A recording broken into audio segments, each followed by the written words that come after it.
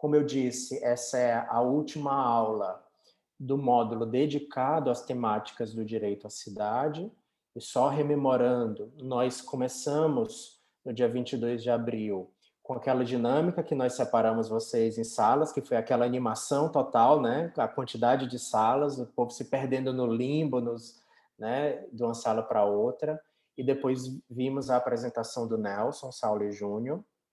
A aula seguinte foi sobre democracia, participação e os movimentos sociais, com o Getúlio Vargas Júnior e Evaniza Rodrigues, né, dos movimentos de moradia, da CONAN, da União Nacional dos Movimentos de Moradia.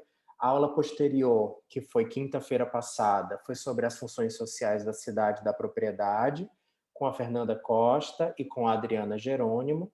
E hoje nós vamos trabalhar um outro pilar importantíssimo da discussão sobre o direito à cidade, que é cidades sem discriminação. E na aula de hoje, tentando articular essa não discriminação, tentando articular perspectivas de gênero, de raça, de diversidade sexual e afetiva e de classe, né? Compondo minimamente, né? Mas também podemos falar também em termos de discriminação das pessoas com deficiência, das pessoas idosas, né? Tem uma discriminação também, né, que acontece nas cidades, a discriminação entre populações periféricas, com migrantes, né? Então, vamos tentar fazer uma análise mais coletiva, digamos assim, de todos esses aspectos, tá? E para isso nós convidamos duas pessoas que têm uma trajetória fantástica, não é, de construção de militância na sociedade civil, mas também pensando políticas públicas. Queria apresentar para vocês a Simi Lahar. A Simi, ela é a atual presidenta da ABGLT, que é a Associação Brasileira de Lésbicas, Gays, Transsexuais, Travestis, Bissexuais, né? Então, a BGLT também, a sigla foi se ampliando, né, Simi? E cada um foi reivindicando também seu espaço de representação na ABGLT. Então, hoje ela ocupa essa função de presidenta da ABGLT, também coordenadora da Casa Neon Cunha, que se localiza em São Bernardo do Campo, região metropolitana de São Paulo. A Simi paraense, foi coordenadora nacional LGBT durante o governo Dilma e foi responsável por implementar e coordenar um conhecido programa na cidade de São Paulo durante a gestão Haddad, que foi o programa Transcidadania. Além de muitas outras coisas, né, que sim me atuou, que tem experiência, que ela é. Né? Esse currículo aqui é um pouquinho só do que ela é. E a outra convidada também muito especial é a nossa querida Graça Xavier, que é bacharel em Direito, é coordenadora da União Nacional por Movimentos de Moradia, faz parte também como integrante e coordenadora da Rede Mulher e Habitat da América Latina e do Caribe. Pelos movimentos de moradia, a Graça tem participado de muitas articulações internacionais, especialmente na América Latina, e ela também é fellow social da Ashoka. Então, também esse é só uma pontinha do que a Graça é, do que ela faz, porque são muitas coisas, né? Se a gente falasse do currículo das duas, dava 8 horas da noite e eu não passava a palavra para elas. Então, quero muito agradecer. Além de tudo, vocês são amigas, são pessoas queridas, mas estão convidadas aqui porque vocês têm uma contribuição fundamental e nós achamos que a turma merecia escutar, ser provocada, né? Entender com vocês, construir juntos também, que eu acho que a ideia é essa, né? O tempo todo se refazer e construir juntos sobre esse tema de cidade sem discriminação. Então, muito bem-vindas, muito obrigado, e eu vou passar a palavra para a Simi, que vai abrir, né, a nossa noite de hoje. Logo na sequência a gente escuta a Graça. Simi, querida, bem-vinda. Oi, meus amores, obrigada. Boa noite a todas, a todos e todes. Obrigada por esse dia dividir, né, com a potência da Graça, que já vai dividir conosco, mas com essas potências que estão aqui nos assistindo também, que estão aqui nos, né, compartilhando conosco. Eu vou compartilhar com vocês uma apresentaçãozinha só para me ajudar me guiar aqui e para falar um pouquinho sobre o que queremos falar, né? Sobre essas cidades livres de discriminação, né? Eu vou falar um pouco mais sobre essa perspectiva de gênero e sexualidade, mas a gente sabe que esse viés, ele, para além de interseccionalizar com outras questões, como raça, como classe, né? Mas tem outros elementos aí também que se relacionam e que são similares no que a gente fala de discriminação. Então, a gente está falando de pessoas com deficiência, da população indígena, né, da população idosa, enfim, de outros recortes possíveis e imagináveis desse processo. Mas como eu atuo nesse campo, eu gosto de falar sobre a partir desta perspectiva, que é a perspectiva que eu vivencio, e aí eu olho com mais proximidade, né? E quando a gente vai falar dessas cidades, a gente sempre pensa a cidade como público, né? Como um lugar onde todo mundo transita, onde todo mundo vai. Não acessa quem não quer.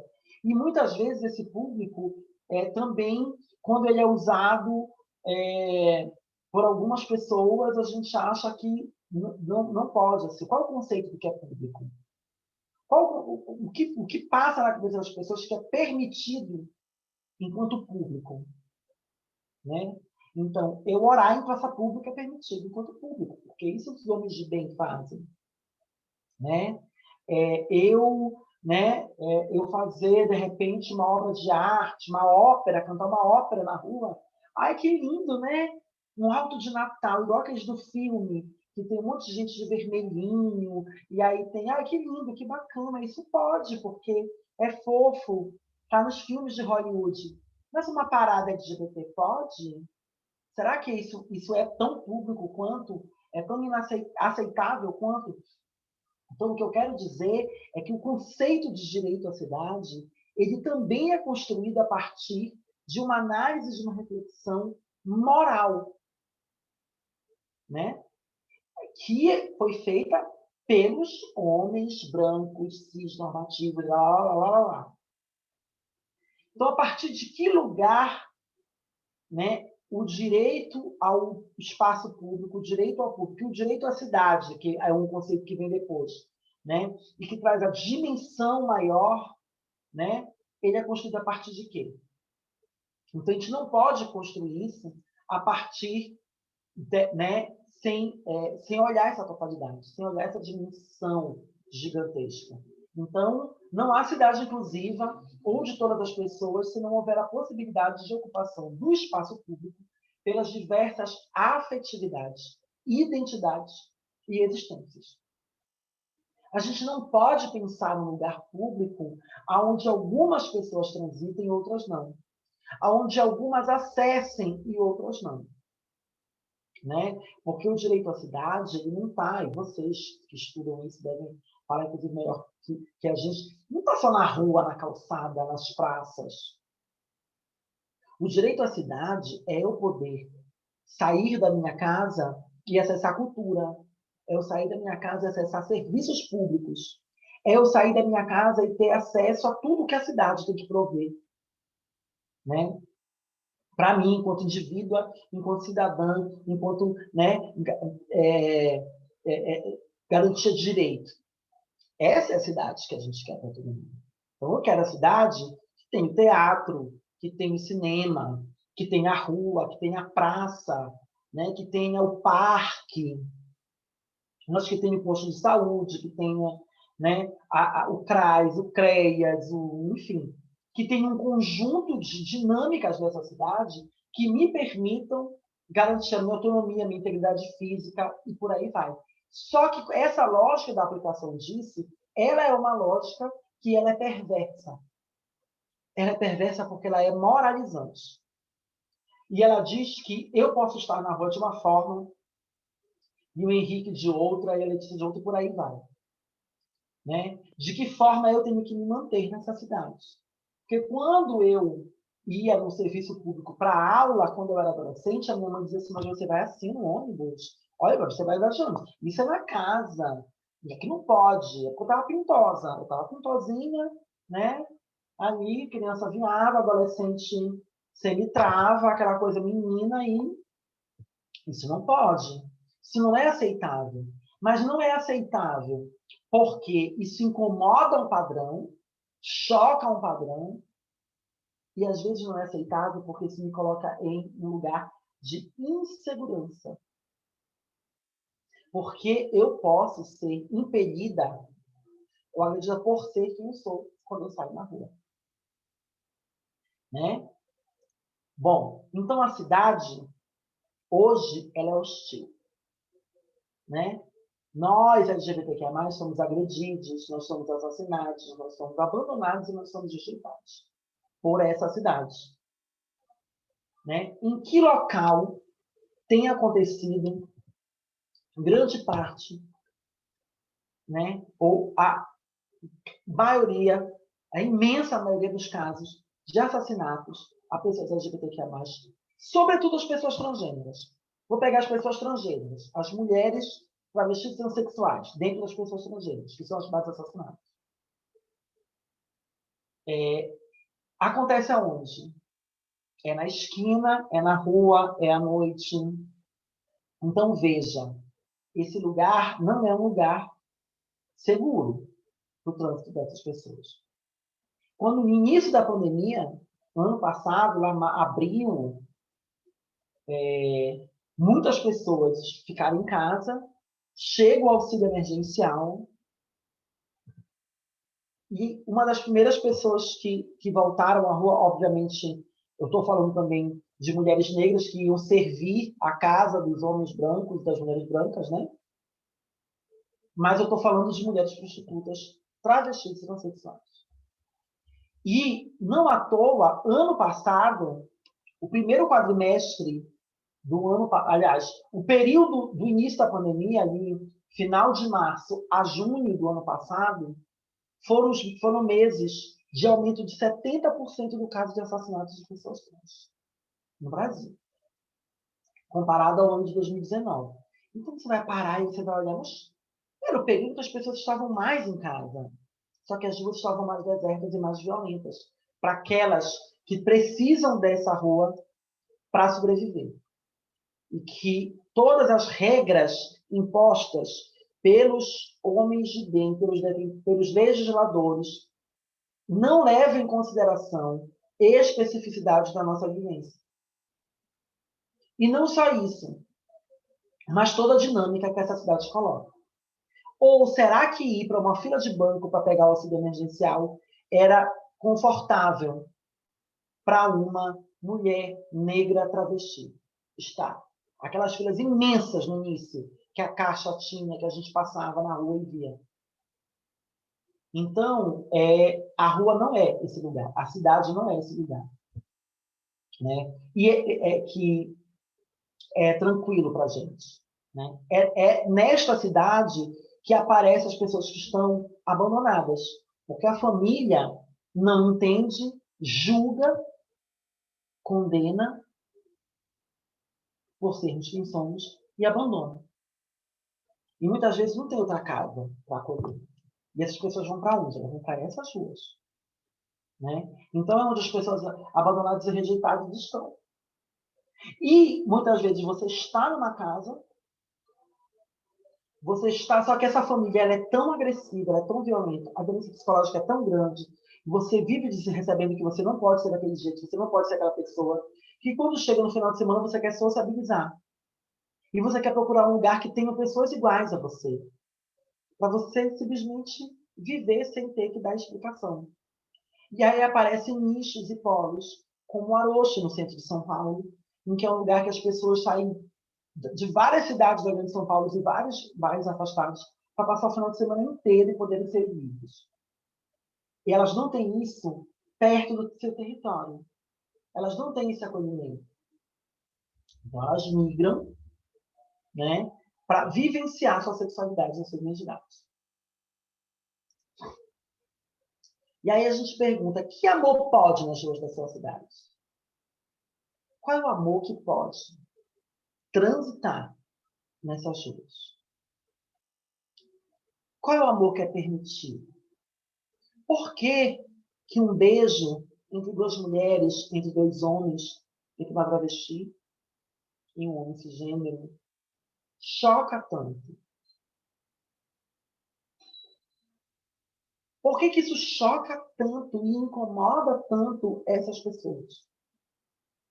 Por que que no começo, antes da gente criminalizar a homofobia e transfobia no STF, as primeiras leis que surgiram foram nos estados, porque criminalizar só em âmbito nacional. Então, o que que os estados fizeram?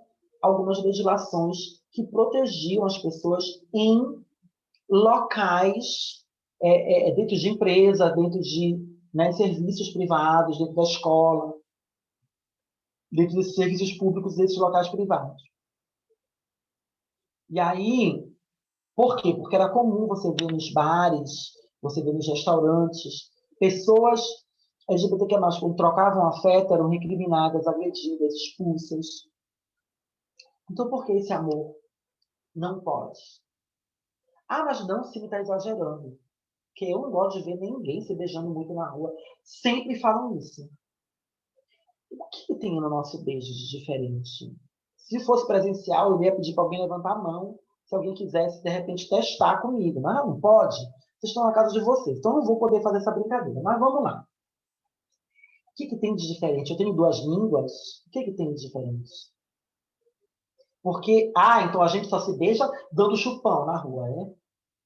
As pessoas héteros cis se beijam comportados e nós nos beijamos deturpadamente, é isso? Não, o que incomoda é que somos nós a fazer isso. Eu coloquei o exemplo do beijo, gente, mas isso vale para qualquer tipo de afeto. Vocês devem lembrar de uma história de um pai que abraçou um filho, né, dentro de um campo de futebol e foi agredido, teve orelha dessa cara. Então, eu falo do afeto aqui. Eu trouxe o beijo, porque o beijo é o cartão postal. Mas eu estou falando do afeto, do abraço, do andar de mão dadas, do trocar olhares. Se alguém vê, percebe que dois homens estão trocando olhares, o quão isso deve ser recriminado, o quão isso é recriminado ainda hoje. E onde podemos estar na cidade?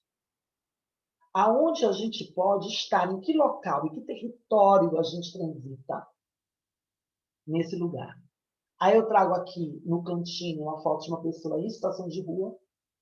Se vocês, algumas pesquisas já identificaram, a de São Paulo, por exemplo, né, que foi a primeira do Brasil que fez um censo de população de rua e identificou que das pessoas que se declararam LGBTQIA+, no censo, aproximadamente 80% disseram que estavam naquela situação, né, nas ruas, porque foram abandonadas pela família.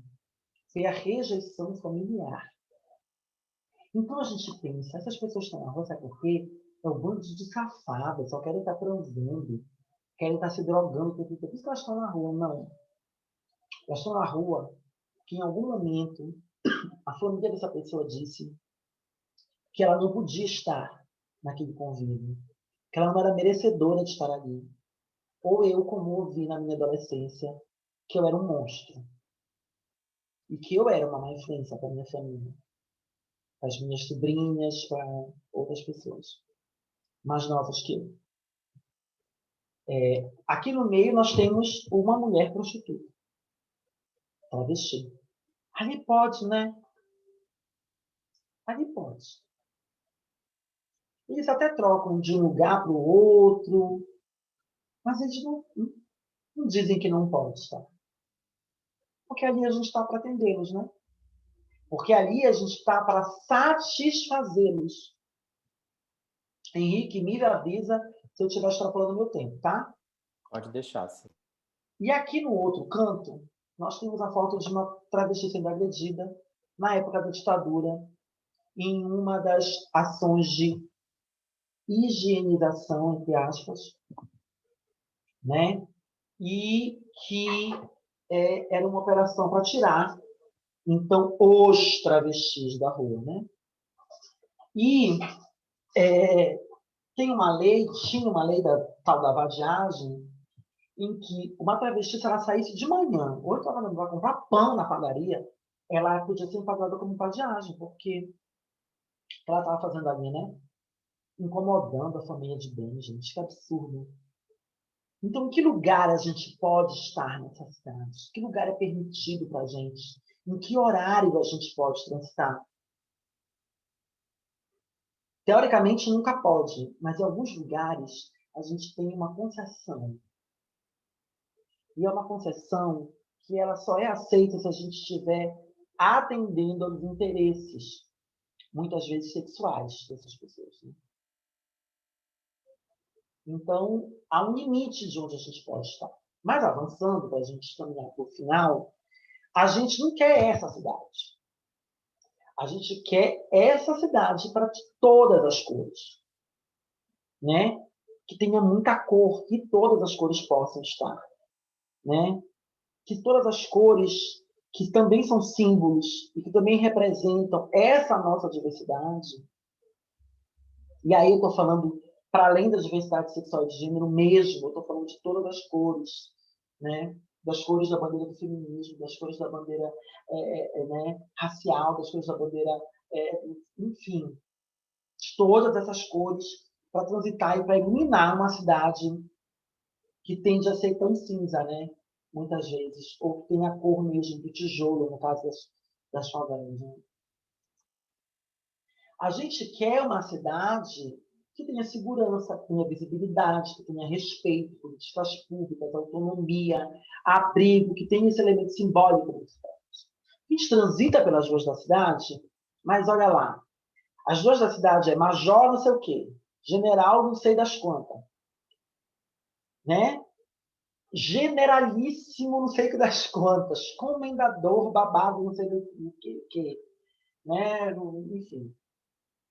A gente homenageia agressores, ditadores, torturadores, estupradores. A gente homenageia todo mundo. O simbólico fala de quem é a cidade. O simbólico diz de quem é essa cidade.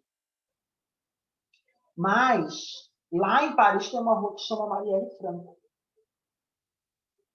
E no Ceará, muito em breve, vai ter uma rua chamada Tandara dos Santos.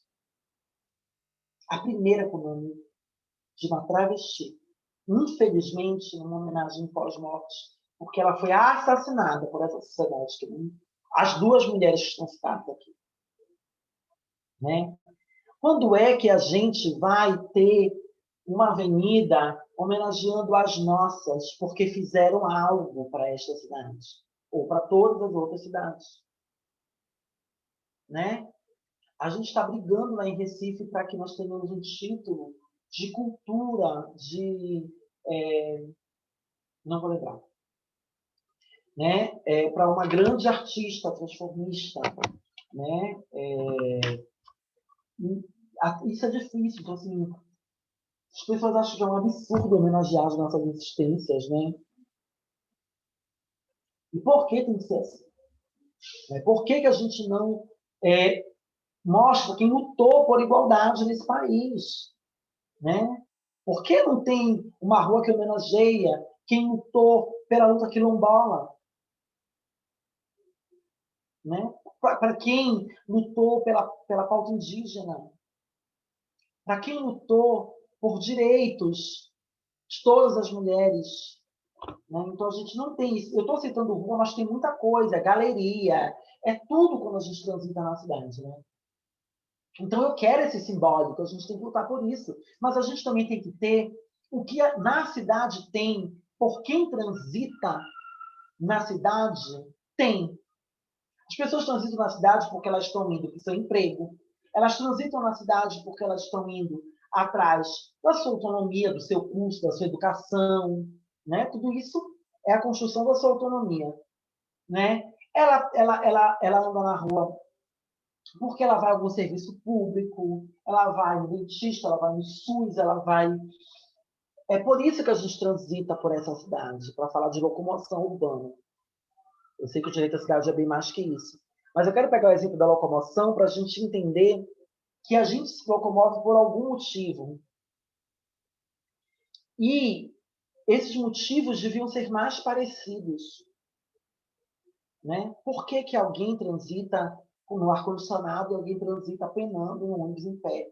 Por que alguém transita, né, entre determinados bairros? Tem gente em São Paulo, gente, tem gente que mora em determinado bairro, que chega no aeroporto, que não passa pelo centro de São Paulo, que não vê pessoas na rua, que em São Paulo sai de um bairro fino para outro bairro fino e pouco vê. Isso eu aceito em Brasília, porque Brasília foi construída para que a gente não visse isso, para atender a dinâmica da função do governo, do aparelho público, né? Mas aqui não. Então, em São Paulo, eu pensei que isso não acontecia, e acontece. Você sai de um bairro, passa ali pela uma rua chiquérrima, que tem um monte de loja, passa pelo parque lá do Ibirapuera, pá, chega no aeroporto, finíssimo. Não tem, né, esse contato. Então, assim, para quem essa cidade é segura? Aonde nós temos um policiamento? A polícia do centro de São Paulo, ela me pergunta se eu quero ser revistada por uma mulher, se aquele homem está me agredindo, ele é Maria da Penha, aqui no centro de São Paulo. Se eu sair do centro de São Paulo, chegar na Zé, chegar aqui em São Bernardo, não tem essa pergunta, gente. Por que isso acontece? A de lá é mais capacitada que a daqui? Ou a de lá sabe que ali é um lugar turístico, que passam gente de fora? Então, que segurança é essa? Eu quero poder estar nas ruas, eu não quero ser agredida por ser quem eu sou. Eu não quero ser violentada. Né? Eu quero que isso tudo aconteça. Para isso, a gente precisa de visibilidade. Então, as ruas é uma simbologia que traz visibilidade, mas a nossa existência, por onde a gente quer que a gente vá, com a nossa cultura, com a nossa arte, com as nossas festividades, com nossos encontros, com a nossa dinâmica, isso tudo fala. Por que eu tenho que pintar de cinza? Por que eu tenho que colocar um monte de planta em cima pintar de cinza e colocar um monte de planta numa arte de rua? Porque aquilo vai lembrar para aquelas pessoas algum questionamento. Essas pessoas não podem ter esse questionamento. Elas não podem ouvir o que a favela fala nunca. Elas não podem ouvir o colorido das nossas vozes. Isso tem que ser limitado, isso tem que ser cerceado em algum momento. E aí eu trouxe um exemplo bem positivo do que a gente está falando, né? Essa é uma placa que tem uma lei estadual na Paraíba sobre essa questão da violência, né? E aí tem uma outra lei que fala que todo estabelecimento comercial na Paraíba tem que ter essa placa. Então, essa placa é igual, é uma arte igual, que se você for num quiosque, na orla, tem. Todos os quiosques têm. Uma farmácia, tem. Então, você chega lá, você sabe que é ilegal. Esta cidade, esse estado, no caso dessa cidade, não aceita, não tolera esse tipo de violência. Isso é de uma simbologia tão potente, porque ajuda a gente a entender que essa violência é uma violência. E aí a gente precisa construir pontes para isso. Eu vou interromper o passamento, porque sou slide, e vou finalizar já essa participação. Essa violência, ela não pode ser admitida. Ela não pode ser permitida, ela não pode ser tolerada. A gente não pode conviver com isso, a gente pode conviver com mil outras coisas, mas isso a gente não tem que conviver. Para isso, a gente precisa ousar na dinâmica da cidade. Né? Então, a gente tem que ter uma cidade que ela pense o acolhimento a essas pessoas, quando forem expulsas, quando forem violadas no seu direito, quando forem... a cidade que tem essas placas é João Pessoa, mas a lei é estadual. Tá? A lei da violência estadual na Paraíba. Ela tem que pensar esse acolhimento. Né? Então, se alguém for violado, se alguém for violada, se alguém for agredida, se alguém for impedida de fazer o aborto, ela tem que ser acolhida. Então, essa cidade tem que acolher nos seus serviços públicos, mas ela tem que se acolher. Nós, pessoas, tem que ter esse acolhimento, esse entendimento. Porque a gente já entendeu que uma pessoa idosa tem que ter uma fila específica. Isso já incomoda algumas pessoas. Quando alguém tenta furar, quando alguém tenta botar o carro no lugar, isso já incomoda. Lá no começo, era uma disputa. Que absurdo, essa lei é absurdo. Gente, por que isso? É velho, tem que ficar em casa. A mais nova que tem que ir na fila. Então, né? No começo sempre choca, sempre incomoda, mas depois naturaliza. Então, a gente tem que ter essa cidade. A gente tem que ter uma cidade que pense a degenerificação das nossas relações. É impossível que algumas cidades do mundo disseram que homem vacinava num dia, mulher no outro. E quando mulheres trans saíam no Dia das Mulheres e quando homens trans saíam no Dia dos Homens, eram proibidas. Isso aconteceu na América Latina, aconteceu na Colômbia e quase acontece no Brasil em algumas cidades que queriam promover isso. Então, a gente não pode generificar os espaços. É absurdo que uma sociedade que divida banheiro é uma sociedade que está adoecida. Entendeu? Porque uma mulher não pode ter receio. Ela não pode ter receio de transitar. Então, a gente tem que desgenerificar os lugares, mas a gente tem que promover segurança, né? Então, também tenho que ter um ônibus que saiba onde parar, enfim, essas questões todas. Né? Que pense o nosso acesso à autonomia. Então, eu tenho que viver essa cidade, eu tenho que usufruir dessa cidade, mas eu tenho que ter garantia de autonomia para usufruir essa cidade. Como é que eu vou usufruir do lazer, do bem-estar, se eu não tenho como sair da minha casa, não tenho dinheiro para sair de casa? Então, a gente tem que pensar a autonomia dessas corpos, dessas existências. Né? Que pense também, que reveja a sua intolerância. Né? É inadmissível que a gente fique se julgando o tempo inteiro. Eu não posso ter uma cidade que olha para mim e que me julga por eu ser quem eu sou, ou que fica julgando, que está olhando a roupa. Então, a intolerância é algo que a gente tem que pensar. E quando a gente fala de política pública, a gente tem que pensar o seguinte: a cidade ela tem que inserir tudo isso nos seus ditames institucionais. Qual é o PPA, o Plano Plurianual ou Plano de Ação de uma cidade que enxerga as LGBTQIA+.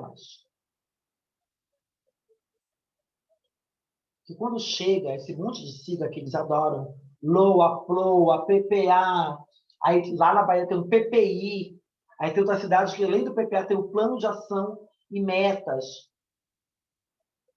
É muita sigla, mas ela só tem uma cor,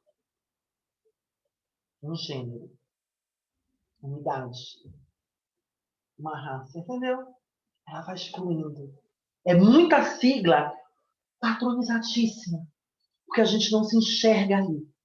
Disputar a cidade não é só disputar o direito ao uso do espaço público e outras questões. A gente tem que disputar o regramento dessa cidade. Né? As normativas dessa cidade. Porque uma cidade que não normatiza o respeito, que não normatiza o combate à intolerância, que não normatiza as nossas relações, é uma cidade que vai excluir. Então, ela pode colocar placa, ela pode colocar nome de rua, ela pode colocar tudo isso que a gente falou que é bonito, que a gente quer. Mas ela não vai ser uma cidade que cultive a nossa permanência nessa cidade. E a cidade tem sido o último refúgio das LGBTQIA+, que muitas vezes sai do campo, que muitas vezes sai de cidades menores, que muitas vezes saem da floresta, que muitas vezes saem das águas, ou que muitas vezes saem do norte do país, atrás de uma oportunidade, numa cidade em que tenha mais movimento. Quantos nortistas, nordestinas tem nessa cidade de São Paulo? A gente vai migrando. E aí, chega em São Paulo, mais agressão, mais exclusão. E a gente vai para onde daqui? Não tem mais caminho. Não tem mais para onde a gente voltar. A gente tem que voltar para a nossa mudança de percepção, de ação, de reação e de resistência. Obrigada, desculpem se eu extrapolei, eu não contei meu tempo. Arrasou, Simi, muitos elogios, povo adorando aqui você, super obrigado. Alguns desses dados que Simi mencionou, vocês conseguem ter acesso nas redes oficiais da ABGLT, nas redes sociais, também da ANTRA, recomendo que sigam lá, deem uma força também, porque as associações, né, tanto a ABGLT como a ANTRA, que é a Associação Nacional de Travestis e Pessoas Trans, também faz um trabalho fantástico. Anualmente, os relatórios de violência contra pessoas trans é um esforço da ANTRA no Brasil. Então, esses dados que a gente vira e mexe usa, do Brasil, configurando na lista de países que mais assassina pessoas trans, é um esforço da sociedade civil brasileira, do movimento das pessoas trans, e a ANTRA que promove esses relatórios anuais. Então, sigam também a Casa Neon Cunha, que CIMI está coordenando. Gente, a CIMI já havia nos avisado com antecedência, ela é concorridíssima, vocês sabem disso, uma agenda disputada. Ela não consegue ficar hoje até às 20 horas, ela consegue ficar no máximo até 19h30. Então, eu vou fazer um pouquinho diferente da nossa dinâmica que nós estamos habituados. Antes de abrir a palavra para a Graça, que também vai ter bastante tempo e também vai poder interagir conosco aqui, mas para não perder a possibilidade de dialogar com a Cime, veio duas perguntas desde já, que eu já queria, Cime, jogar para você, e aí a gente faz ali 10 minutinhos, né, com as suas respostas, e depois a gente parte para a Graça, isso não prejudicará o tempo. Mas é o seguinte, o Fernando Lopes perguntou quais as políticas públicas de referência hoje no Brasil para garantir o direito à cidade para a população trans.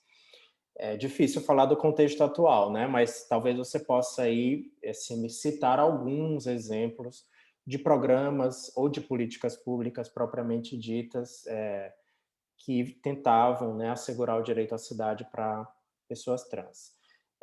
Também Valdemir Souza comentando que, infelizmente, as diferenças e a discriminação em relação à sexualidade e gênero acontece e começa dentro da própria casa também da pessoa travesti, né? da mulher travesti. Então, qual a orientação para que esse comportamento familiar, como tratar, não é, com a vítima de violência da travesti que é objeto dessa violência, né? Estou entendendo assim a pergunta.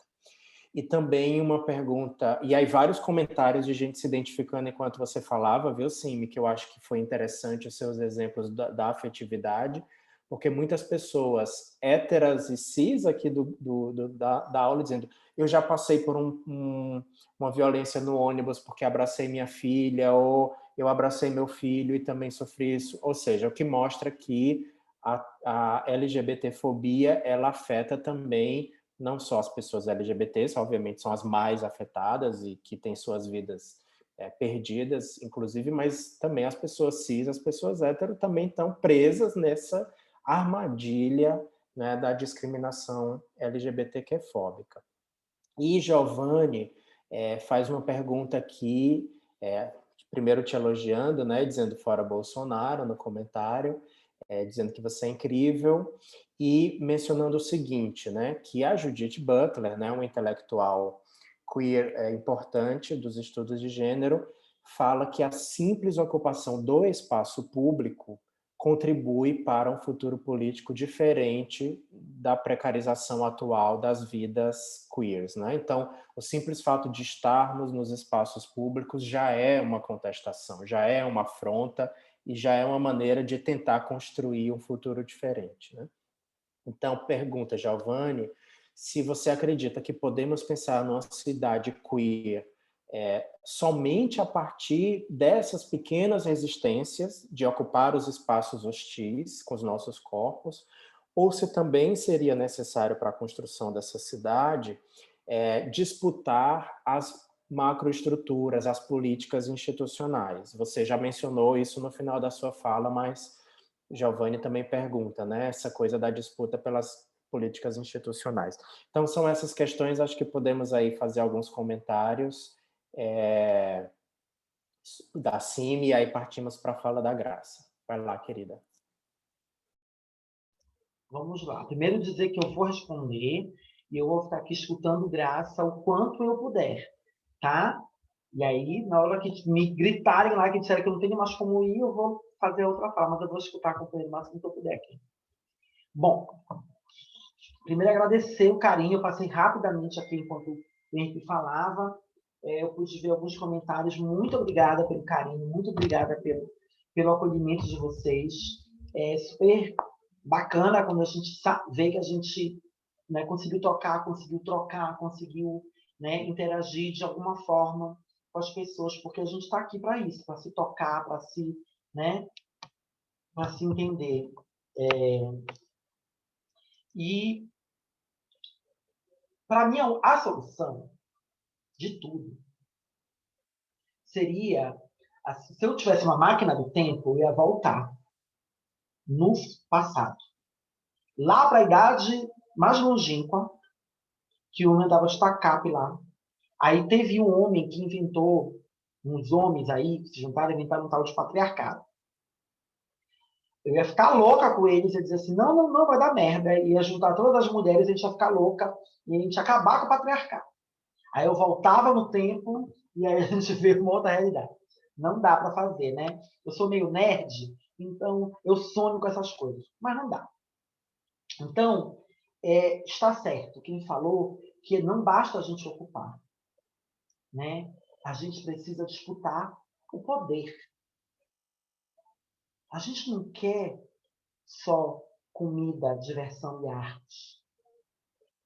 A gente quer o poder. A gente não quer o poder só para a gente. A gente quer o poder com todas as nossas. A gente não quer chegar sozinho. Não dá para chegar só ao movimento LGBTQIA+, sem o movimento de moradia. Porque LGBTQIA+, está na rua. Então não dá para a gente segmentar essa relação. A gente quer o poder. Só que, gente, a gente não vai só chegar ao poder, não basta se a gente não cria as relações humanas necessárias para isso. Então, uma coisa tem que estar em paralelo com a outra. Né? A gente tem que disputar a humanidade. Porque a gente... Essa humanidade que agride, que exclui, ela está adoecida, gente. E é a humanidade que vai nos salvar. O que nos diferencia é essa humanidade. Então, a gente tem que disputar a humanidade. Como a gente disputa a humanidade? Estando nos lugares, conversando, dialogando e naturalizando. Porque o convívio muda rapidamente. Eu cheguei no governo federal, quando eu trabalhei, eu era a única travesti do espaço. Muita gente chegou comigo de esquerda, de governo progressista, que falava um monte de bobagem, chegou e disse assim, sim, eu mudei minha opinião, eu convivi. Então, assim, a gente precisa promover esses lugares, que não é um lugar para setorizar a gente, e para criar um gueto a mais, porque a gente quer um espaço também aqui, e ratear, ter bairro de trans, bairro de gay, bairro de negro, bairro de... Não é isso que a gente quer. A gente quer esse convívio. E é só convivendo que a gente pode. Então, alguns programas nesse sentido ajudam. O próprio Transcidadania que eu coordenei era um programa que vivia isso. A gente a gente construiu alguns espaços de escuta e de troca do próprio programa com as pessoas do próprio programa, porque a gente precisava, em algum momento, conversar entre nós.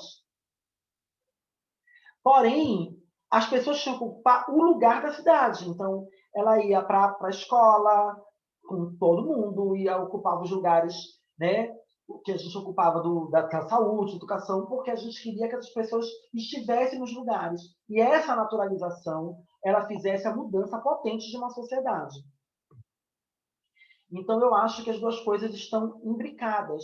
Elas estão, né, a gente quer que as pessoas tenham acesso à cidade exatamente para que nesse convívio a gente brote uma outra humanidade aí. O lugar da casa, realmente a casa é o primeiro lugar que a gente sofre essa agressão, né? E aí, se eu for me remeter à casa, eu vou dizer sobre o acolhimento dessa pessoa. Eu não posso manter essa pessoa junto com seus agressores, porque eu tenho que defender a família a todo custo. Não posso. Então, eu tenho que prover espaços de acolhimento para essas pessoas. Os próprios CRAs, CREAs, o próprio Conselho Tutelar tinham que ser esses lugares. Infelizmente, não são todos. Não é em todo o CRAS, todo CRAS que a gente vai encontrar esse acolhimento adequado. Porém, esta família também precisa de acolhimento, gente. Não vamos esquecer que essa mãe e esse pai está passando por um sofrimento, está passando por um julgamento moral de uma sociedade. E esse pai e essa mãe precisam de acolhimento. Porque eles precisam parar de ser condenados. Porque eu sabia que a minha mãe, que era mãe solo, lá na década de 80, que foi julgada porque se separou de um homem, ela tinha uma cobrança, porque as pessoas diziam que se eu fosse, como eu fosse, se eu não tivesse emprego, se eu fosse agredida na rua, se ela deixasse eu ser daquele jeito, isso ia acontecer comigo, era culpa dela. Não estou justificando o que aconteceu no passado entre nós. Mas eu estou dizendo que o sofrimento que eu passei e que a minha mãe passou, a gente só superou porque nós dois quisemos superar. Porque a minha família como um todo e a sociedade julgou demais essa mulher. E essa mulher também precisava de um acolhimento. Então a gente tem que pensar o conjunto. Não posso falar que a cidade tem que ter a família. Mas que família a gente está falando? Que família a gente quer construir? Teve uma outra pergunta que eu catei aqui do turismo. Né? Tem uma organização internacional que fala sobre turismo gay. Né? O termo é esse, turismo gay. E aí, ela diz o seguinte, já está comprovado que homens gays, né, que têm um recurso, que já têm, sobretudo homens gays brancos, que já têm um espaço, né, na sociedade e tal, que às vezes não constituem família, pega esse dinheiro e gasta em turismo. Só que eles escolhem cidades em que eles se sentem seguros. São Paulo já ganhou um título internacional. Hoje em dia, não está tão assim. Né? Até porque a gente não está fazendo tantas viagens, mas as pessoas escolhem lugares, isso não acontece só comigo, acontece com todo mundo. Você não vai para um lugar, se você é mulher, você não vai para um lugar em que mulheres não andam sozinhas e tal, você vai falar, poxa, peraí, o que pode acontecer comigo se eu chegar aqui? Então você vai querer. Então, ter rede de proteção para LGBTQIA+, ter rede de proteção em diversas áreas, promovem o turismo daquele lugar. Não é só ter a praia. É você saber que você não vai assistir turismo sexual de menor de idade. Tem gente que não quer esse lugar. Se ela sabe que ali tem turismo de menor de idade, ela vai sair com a filha dela para aquele lugar? E a filha dela poder ser confundida? Não.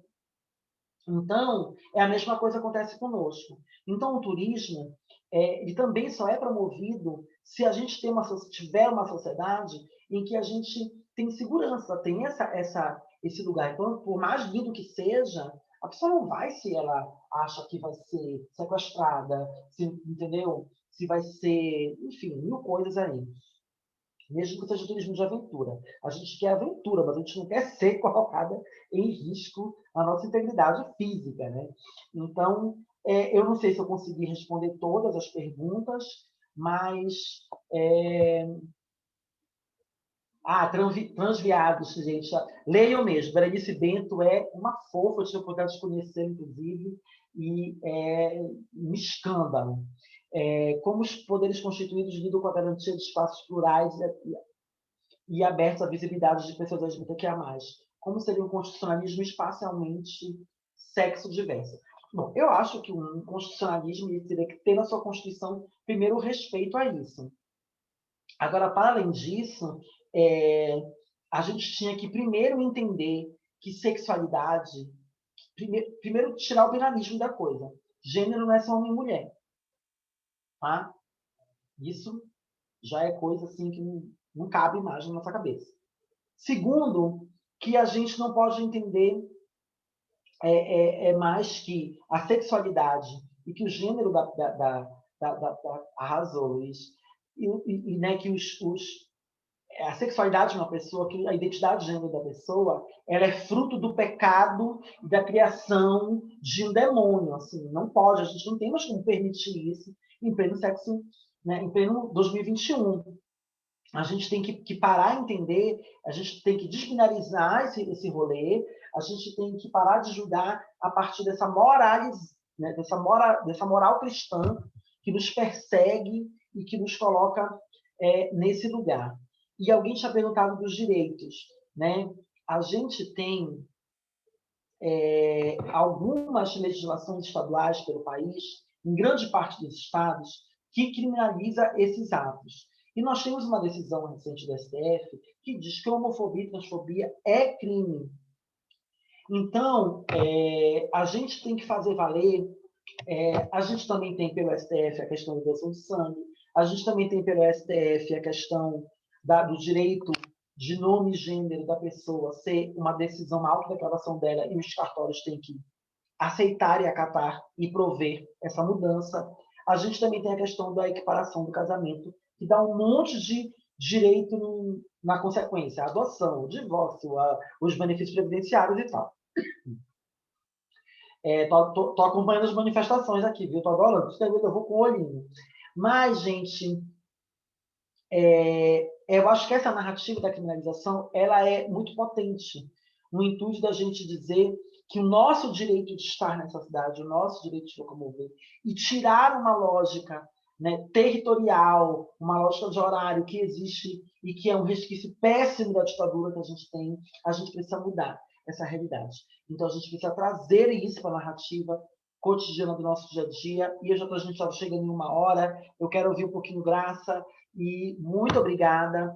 Se vocês precisarem de outras dúvidas, caso eu tenha que sair, a gente pode anotar, e de repente, locos de pesquisa na BGLT, só para finalizar, a bglt.org. Lá você tem um link chamado Mapa da Cidadania. No Mapa da Cidadania, você vai por estado e tem as legislações daquele estado, a rede de proteção daquele estado, se tem delegacia, se tem centro de cidadania, se tem defensoria pública, enfim, tem a rede de proteção que a gente pode acionar com telefone e com endereço. Acessem lá também. Arrasou, Sofia. E muito obrigada. Eu quero deixar um beijo enorme para toda a equipe do Instituto Polis, que são sempre uns amores comigo, eles têm uma paciência. Toda vez eu dou problema, gente. Toda vez eles me chamam de novo. Então, eles são uns fofos. E a todo mundo que estava aqui, o carinho que vocês jogaram aqui nesse bate-papo, da vontade de salvar e de levar para casa. Porque foi um carinho imenso, tinha que ser. Porque um chamado do Polis, gente, só reúne gente bacanérrima. Infelizmente, a gente não está presencialmente para sair e curtir aquela sacada do Polis maravilhosa, trocando ideia e conversando. Mas esse momento vai voltar, a gente vai passar por isso e a gente vai se encontrar. Um beijo. Muito obrigado, querida. Gente, eu esqueci de dizer na apresentação que o Luxo, assim, é associada do Instituto Polis, tá, meu bem? Desculpa aí. E ela é tudo isso. A gente ama ela sempre, ela é maravilhosa, ela tem cadeira cativa, ela é fantástica. Teve uma pergunta aqui sobre casas de acolhimento de LGBTs discriminados e expulsas de casa pela família. No site da BGLT, nas associadas, algumas, tem mais de 200 associadas da BGLT, algumas são casas, associações que promovem também acolhimento, mas estão acontecendo e sendo criadas iniciativas em muitas cidades, grandes, pequenas capitais. Então, Casa Nem no Rio, aqui em Fortaleza, onde eu estou, a outra casa, foi fundada no ano passado, no meio da pandemia, né? Em São Paulo tem diversas casas, né? Não são apenas casas de acolhimento, mas também são casas como a Neon Cunha, que a CIMI coordena, que muito mais do que o acolhimento, que já é fantástico e um trabalho fenomenal, mas também estão refletindo as políticas públicas no território, também estão servindo como centros, né, de solidariedade nesse momento da pandemia. Eu vejo o CIMI nas redes da Neon Cunha, da Casa Neon Cunha, porque a Neon Cunha é uma pessoa, tá, gente? É a patrona da casa, que vocês também podem segui-la, que também ela é maravilhosa, fantástica, né? Mas eu vejo a casa fazendo distribuição de kits de higiene, de comida. Então, as casas de acolhimento, elas também são esses lugares que irradiam cidadania e solidariedade nos seus territórios. E se engana quem pensa que as casas atuam apenas e exclusivamente para pessoas LGBTQIA+. Este é o foco de atendimento das casas, porque são as pessoas vulneráveis, né, dentro daquela perspectiva, mas irradiar cidadania para todas as pessoas que estão no território. Então, deem uma olhadinha lá que vocês vão ver várias dessas casas, vejam se tem nos seus estados, vejam como apoiar, porque uma coisa importante de dizer é que poucas dessas casas, elas estão em programas de políticas públicas. Pouquíssimas delas recebem apoio, subvenções, né, do Estado brasileiro. A grande maioria acontecem na cara e na coragem das pessoas que se reúnem, pedem doações e aí fazem a coisa acontecer. Então, precisam também do nosso apoio. Bom, Cime, super obrigado, querida. Eu vou agora abraçar e já passar a palavra para a Graça Xavier, que também é uma amiga queridíssima, né? Do jeito que eu me derramei de elogios para a Simba, eu também vou me derramar de elogios para a Graça, porque também é uma pessoa que eu quero muito bem e que sempre aprendo muito ouvindo. Graça, a palavra é tua. Obrigado. Bom, obrigada, Henrique. Dizer que é um prazer sempre, né, estar nessa aula do Polis. E Simes, amei a tua aula, estava aqui vibrando, né, vendo e assistindo, então, assim, super legal mesmo. E ouvir alguém que está aí atuante no dia a dia, principalmente nessa época tão difícil, né, tanto por questão do governo que hoje está aí, vendo hoje, conversando com vários amigos, várias pessoas indígenas, né, da população indígena sofrendo processo, e todo mundo, muita gente, muitas lideranças, inclusive, com muito medo, né, de falar publicamente, até com medo de também ser criminalizadas, né, então, parabéns aí pela fala e atuação. Bom, Henrique, muito obrigada pelo convite, né? A União dos Movimentos de Moradia. Eu só vou pedir para você, Henrique, depois aqui eu vou acompanhando pelo chat, aí quando faltar 5 minutos, você me avisa, Tá bom. que aí eu vou, tá bom? A União dos Movimentos de Moradia, ela já existe há mais de 30 anos, né? Com os principais objetivos e princípios, trabalhar com o direito à cidade, né, atuar no direito à cidade, na questão com famílias que vivem em favelas, cortiços, que não têm condições de pagar aluguel, que vivem emprestado em casa de parentes, e daí por diante. No início da fundação da União era mais um papel de reivindicações, né? Com o passar dos anos, a gente foi aprimorando, veio trabalhando não só com a questão das reivindicações, mas também com a incidência diretamente nas políticas públicas, e aí em todos os sentidos. Inclusive, a União, uma das organizações de movimentos populares que vem rompendo barreira, né? Uma das primeiras lideranças gays, né, de transexual, a União foi uma das primeiras organizações a ter um dirigente da Alagoas gay assumido, e em São Paulo também, na União São Paulo também gay, na direção assumido, e a gente sempre vem atuando aí, inclusive nas grandes atividades com relação ao orgulho gay, né? Então, essa é uma questão que a gente vem trabalhando perfeitamente dentro da União, é claro que combatendo aí todo esse tipo de violência, inclusive no estado de São Paulo, nós tínhamos algumas experiências que não havia financiamento nem para mulheres, né, que não queriam ter, que não podia ter filhos, e muito menos para solteiros. E a organização foi uma das entidades que propôs isso para o governo do Estado, a atender não só mulheres que não queriam ter filhos, né, mas também gays e lésbicas no atendimento ao direito, ao financiamento da habitação, porque até aos 8 anos atrás não teria financiamento público para a moradia. E a gente parte do princípio que a moradia é a porta de entrada para todos os outros direitos. Então, se há moradia, você consegue ir em busca de outros direitos.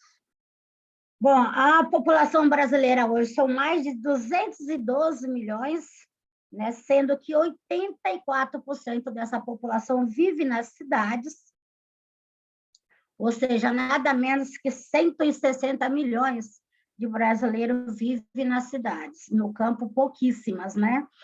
83% não são atendidas por sistema de esgoto ou saneamento básico, e daí para frente, né? Sendo 30% não tem acesso à água potável, mais de 35 milhões de pessoas não têm acesso à água potável, tem que ser através de cisterna ou daí por diante. O déficit habitacional no Brasil, ele é muito terrível falar isso, né? Porque em 2002, 2001, o déficit habitacional ultrapassava mais de 7 milhões o déficit habitacional no Brasil. Até 2016, esse déficit habitacional caiu para mais de 5 milhões e uns quebradinhos, quase menos de 6 milhões.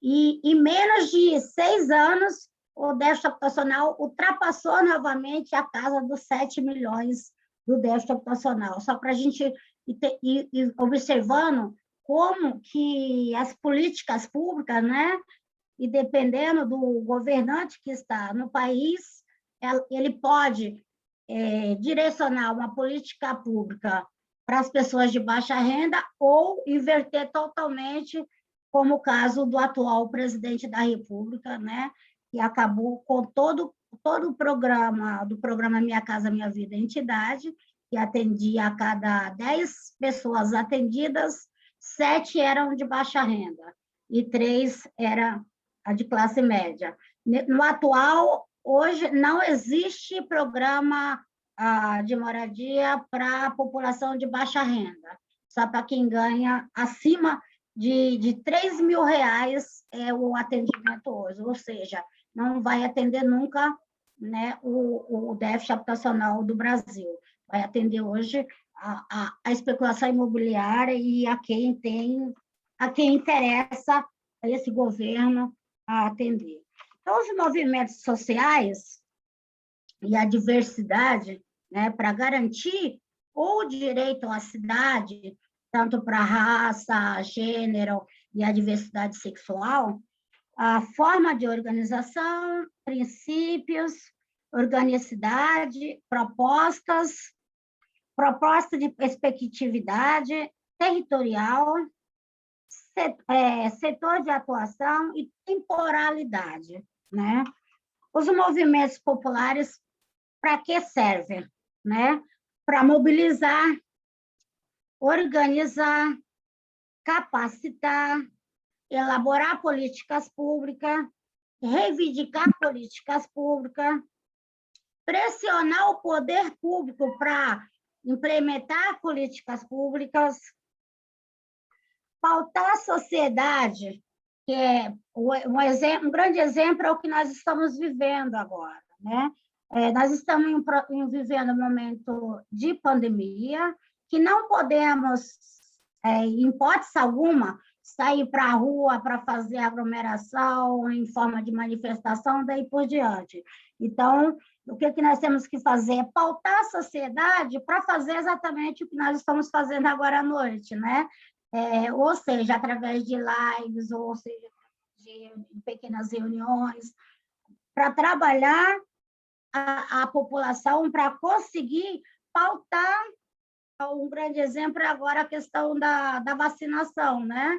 A verba emergencial. Então, nós temos que fazer isso, que é uma das formas de garantir, inclusive, o direito à cidade, né?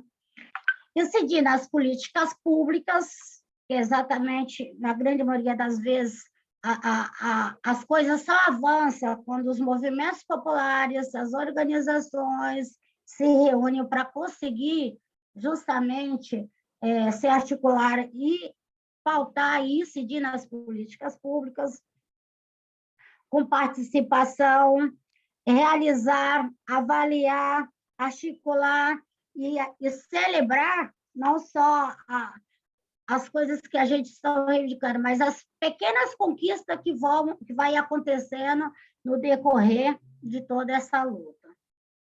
Desafios e participação do indivíduo em participação coletiva, que é algo que a gente também tem muitas dificuldades, né?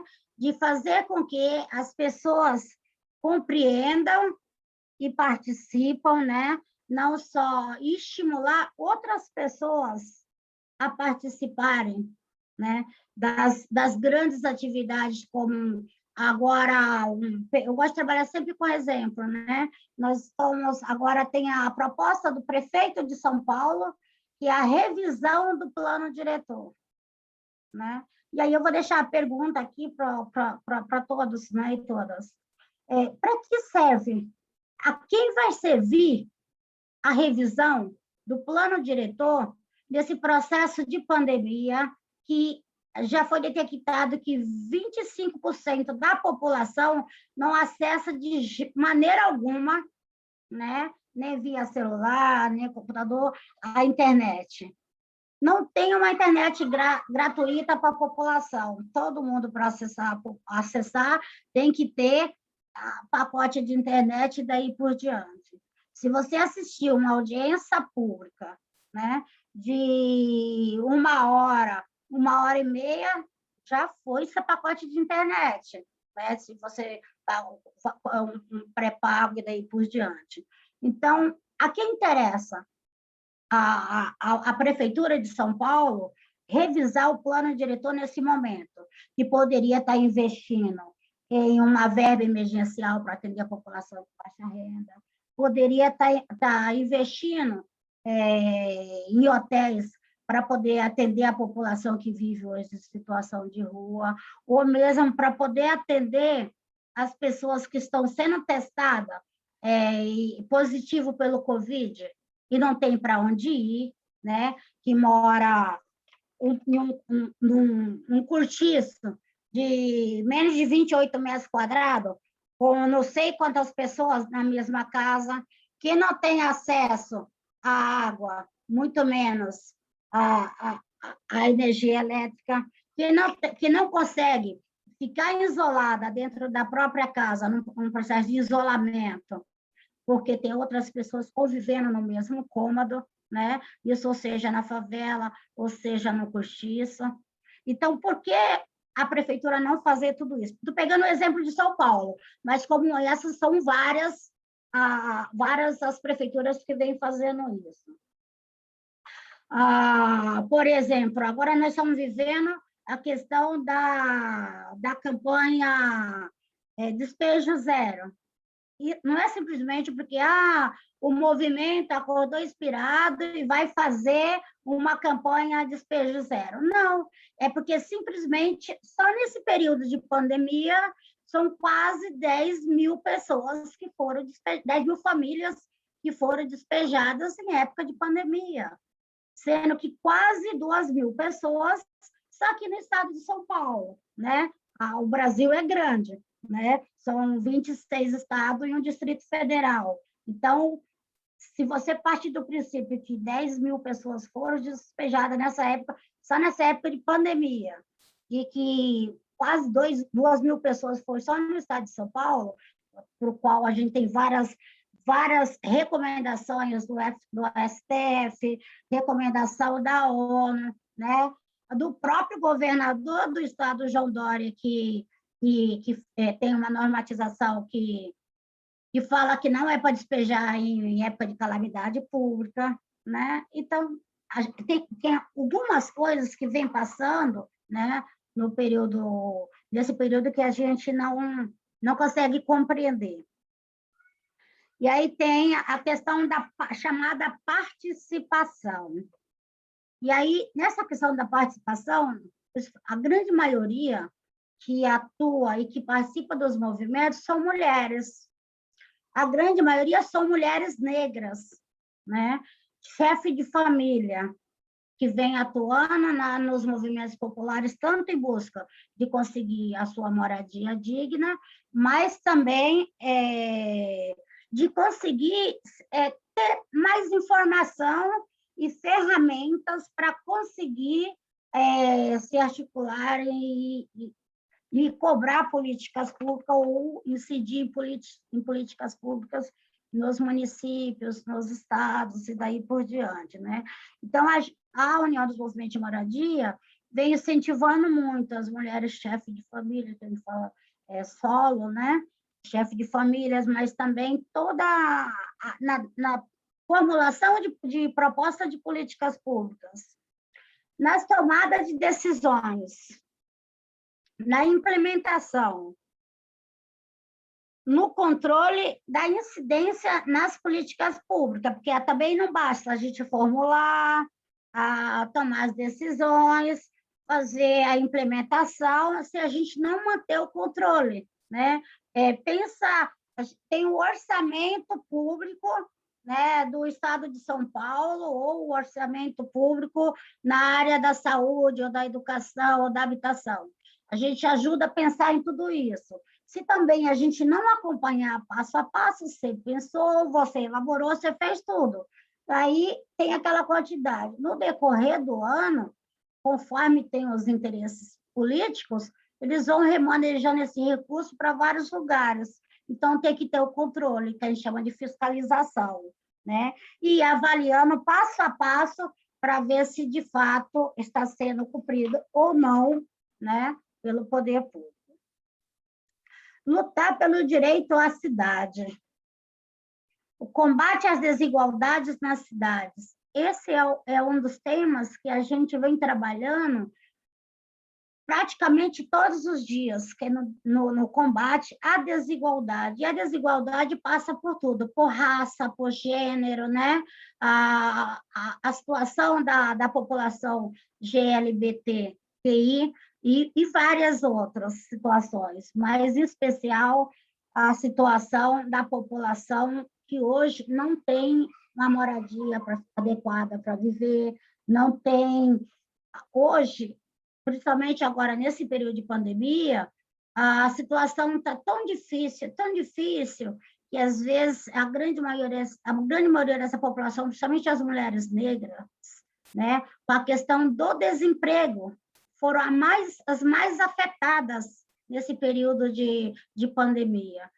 As mulheres negras são as que mais perderam os empregos, porque a grande maioria delas trabalham de domésticas, de diaristas, né? De babás, de cuidadoras, e daí por diante. As que não estão nesse campo, a grande maioria são professoras, né? Se a gente pegar aí os dados de pesquisa, são professoras. E que, nesse momento, também acabaram ou reduzindo seus salários, né? Ou perdendo, de fato, os trabalhos, trabalhando na economia informal, que na grande maioria das vezes também não estão conseguindo trabalhar nem na economia formal por conta da própria pandemia, e isso é uma luta constante há muitos anos, tanto que a União defende a questão das cotas, né? Até porque é uma forma de reparação de danos durante todo o processo da escravidão, né? Até acho que a grande maioria das pessoas sabe que a questão dos cortiços, das favelas, isso ocorreu, né? Quando os escravos foram chegando os 13 de maio, né? A famosa abolição, que na verdade foi nada mais do que uma forma da população negra perder trabalho, já não tinha trabalho, né? Então, não teve nem para onde ir, porque foram jogados as traças, né? E aí, então, foi onde foi criando os cortiços e favelas do Rio de Janeiro e em vários outros estados, justamente nessa época. Direito a definir e a construir outros modelos de urbanização, né? Que é nisso que a União dos Movimentos de Moradia vem defendendo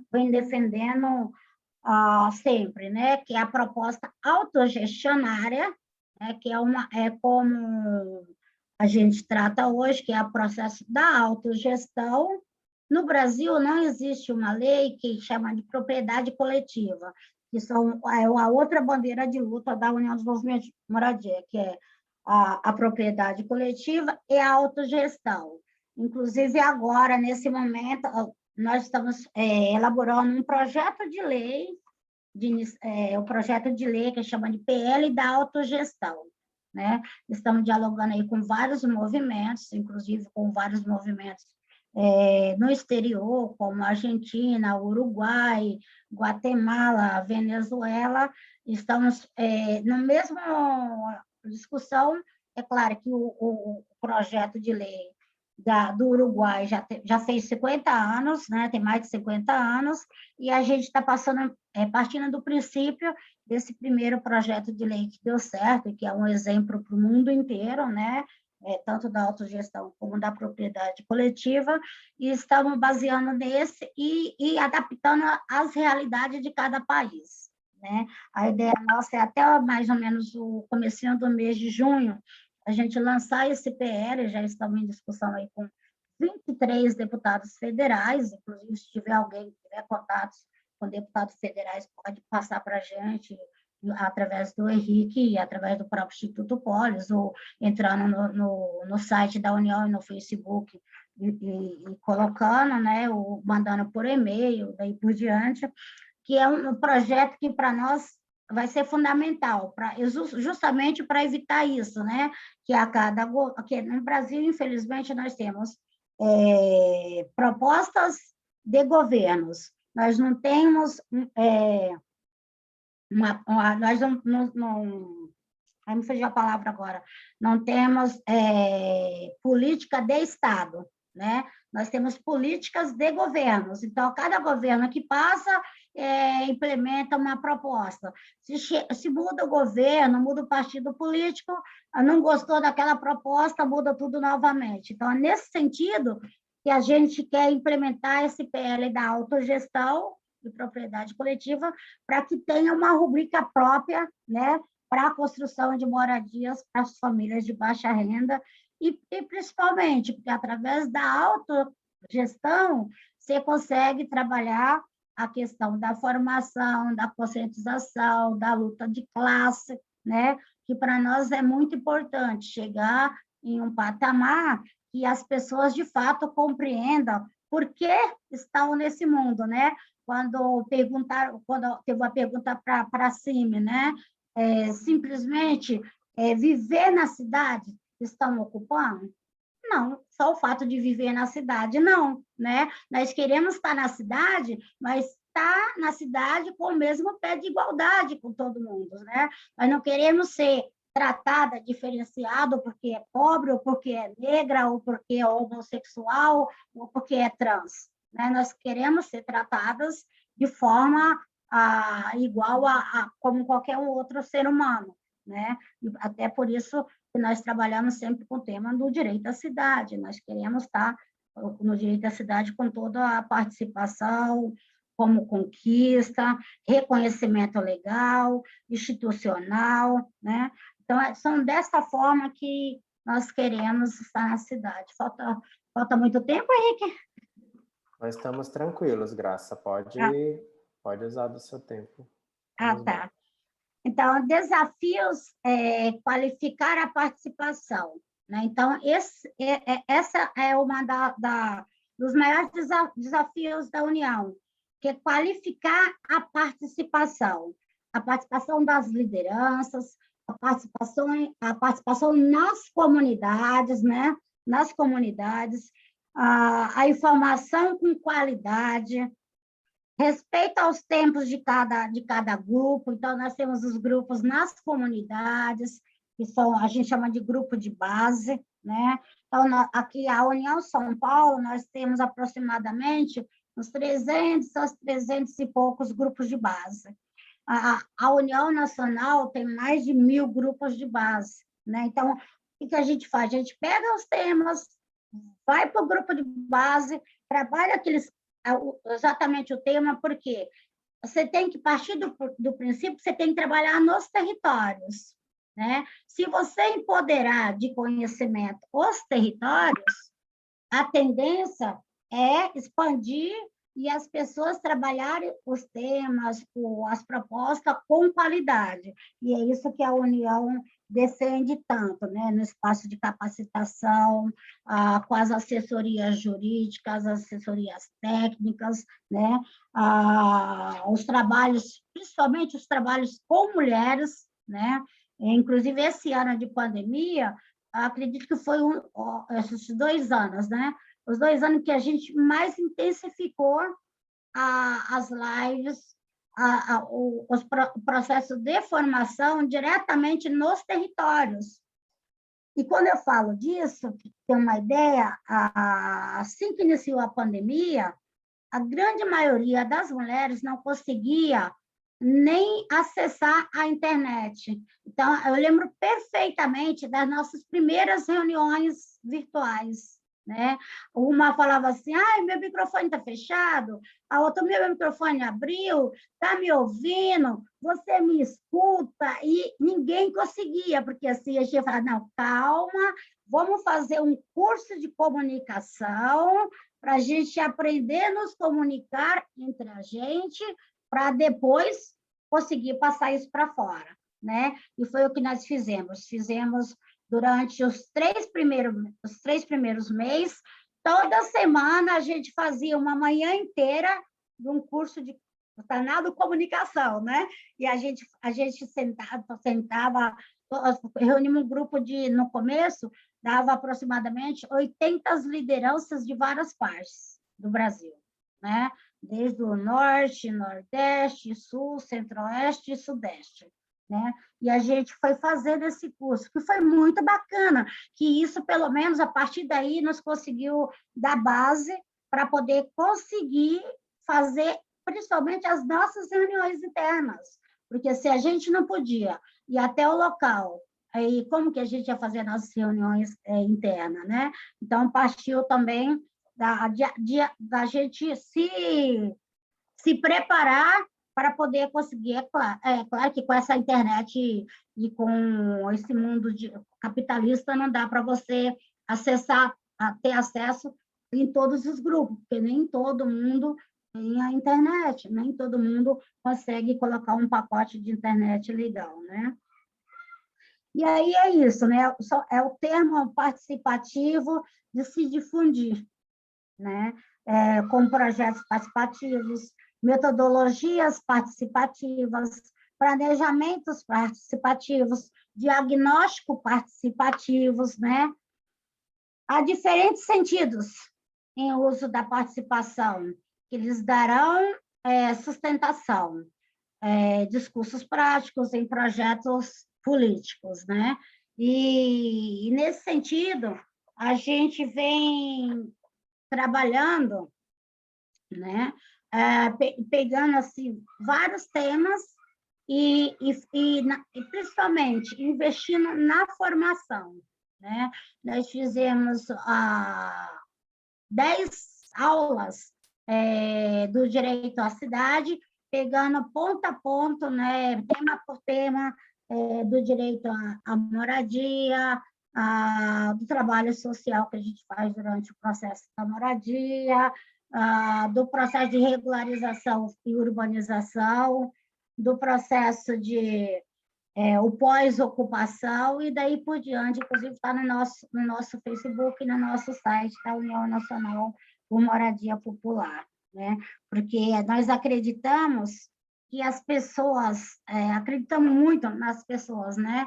E acreditamos que elas são capazes, né, de tocar o trabalho bem com o método Paulo Freire, né? Apesar do Bolsonaro desprezar o Paulo Freire, nós compreendemos que a população e os movimentos populares têm que partir desses princípios. E, principalmente, né, nos articular, não só enquanto movimentos populares, né, só como uma única organização, mas com diversos movimentos populares, não só no Brasil, mas aquilo que o Henrique falou também no exterior, né, também com as universidades, investir nas parcerias com universidades, com institutos, porque é isso que enriquece cada vez mais o trabalho dos movimentos populares, né? Hoje nós estamos não só na União Nacional, em vários estados, mas também estamos em parceria com a Rede Mulher e Habitat, né? Que aqui no Brasil eu sou uma das representantes, na verdade eu sou a representante no Brasil, América Latina e Caribe, mas estão aí com parceria e desenvolvendo um trabalho lindíssimo com mulheres em 6 países, né? Brasil, Argentina, Uruguai, Chile, Colômbia e Guatemala. Também estamos na RIC, né? Na Coalizão Internacional do Habitat, estamos aí em vários países, e que a gente debate vários temas, como melhorias nos bairros, né? As melhores incidências em políticas públicas, e também estamos na CELVIP, que é a Escola Latino-Americana de Moradia Popular, de Vivenda Popular. Estamos também fazendo vários debates, inclusive o projeto de lei de iniciativa popular, e aqui no Brasil, como demora muito tempo para um projeto de lei de iniciativa popular, então nós estamos discutindo ainda e vamos definir na próxima semana a melhor forma, né? Se apresentar direto, a União faz o projeto, articula com as entidades e a gente entra direto pela comissão, né? Ou se a gente faz a lei e convida aí os vários deputados federais para poder apresentar o projeto de lei.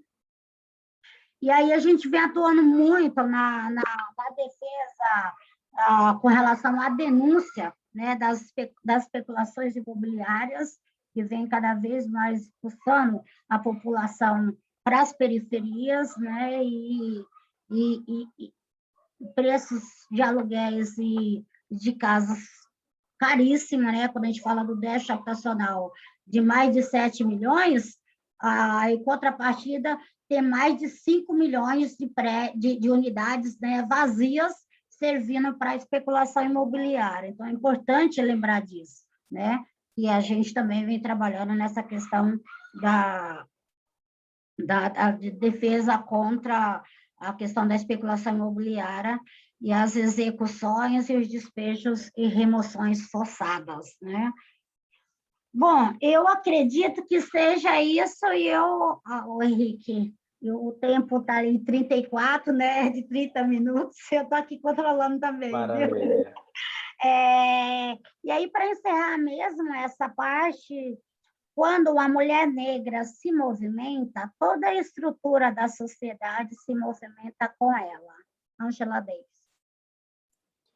Que bonito, Graça, terminar sua fala, né, com essa frase da Angela Davis, né? Você como mulher negra do movimento de moradia, lutadora, né? E também esse processo todo, né, que eu acompanho com muita admiração da união dos movimentos nacional dos movimentos de moradia popular, mas também de outros movimentos, CMP, né, que também tem feito uma reflexão do papel das mulheres e das mulheres negras no contexto dos movimentos de moradia popular. Eu me lembro que há muitos anos atrás se falava assim, as mulheres estão na linha de frente da luta por moradia, mas as lideranças são homens. Sempre se fazia, né, essa fala. Eu acho que os próprios movimentos de moradia também estão se reconstruindo numa perspectiva política. Então, atrás de você tem uma bandeira aí, que todo mundo está vendo super bonita, porque a União Nacional tem, de maneira politizada, uma organização também das mulheres dentro do movimento, né? E valorizar a militância e a luta política das mulheres, que como você, como a Evanisa, como tantas outras, ocupam lugares de coordenação nacional, de direção nas suas entidades, no movimento nacional, que é uma forma também de reconhecimento de como as mulheres elas sustentam a base desse movimento, né? Então, achei muito lindo você terminar com essa frase da Angela Davis, e a turma aqui foi se manifestando também, agradecendo no chat, e já teve algumas perguntas, Graça. Então, vou aqui separar em alguns blocos. A Ana Coutinho está perguntando esses dados que você citou, do déficit habitacional, do saneamento, onde que ela pode pesquisar mais sobre isso. Acredito que muitos deles são do IBGE ou da Fundação João Pinheiro, né, que são os dados do déficit habitacional, mas todos eles baseados no IBGE, né? Então, só respondendo a Ana muito brevemente, que em geral são dados do censo de 2010. É importante a gente lembrar que o censo era para ter sido feito ano passado, não aconteceu, era para ser feito esse ano, não aconteceu, porque boa parte das informações sobre a população nas cidades que nós temos é produto do censo. Se não tivermos o censo, gente, nós vamos ficar sem informações adequadas para pensar as políticas públicas. Mas também o IBGE faz a PNAD, né, que é a pesquisa de amostra de domicílios, e alguns desses dados vêm da PNAD. E a Fundação João Pinheiro, de Minas Gerais, ela organiza e divulga os dados do déficit habitacional.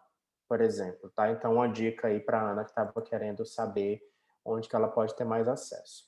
Aí, Graça, vou aqui já colocar duas perguntas, uma da Ana Júlia, que ela está pedindo para você falar um pouquinho mais da questão da propriedade coletiva, né? Porque você disse que no Brasil não tem o projeto de lei e tal, e até da experiência que a União tem com o Uruguai, né? Nós sabemos que tem a experiência das cooperativas habitacionais no Uruguai, de propriedade coletiva. Então, ela está pedindo para você, se você pudesse explicar um pouquinho mais como é essa proposta da propriedade coletiva, se já temos alguma experiência aqui no país, e o Almir pedindo para você falar um pouco do processo dos mutirões com autogestão, né? E as experiências que você conhece de mutirões e de autogestão, para que você também explique um pouco melhor para quem não é da área, né? Não sabe como que acontece, como que são, né, os mutirões. Vamos começar por essas duas e depois tem outras perguntas aqui. Certo. Inclusive, eu montei uma apresentação e me perdi aqui no computador na hora de entrar e não consegui achar, mas amanhã eu te mando, você pode, inclusive, compartilhar com todos, tá? Com todo mundo aí. Tá ótimo. Eu perdi aqui no meio de vários documentos e não consegui achar para compartilhar na hora, mas eu Tá mando, certo. eu mando amanhã.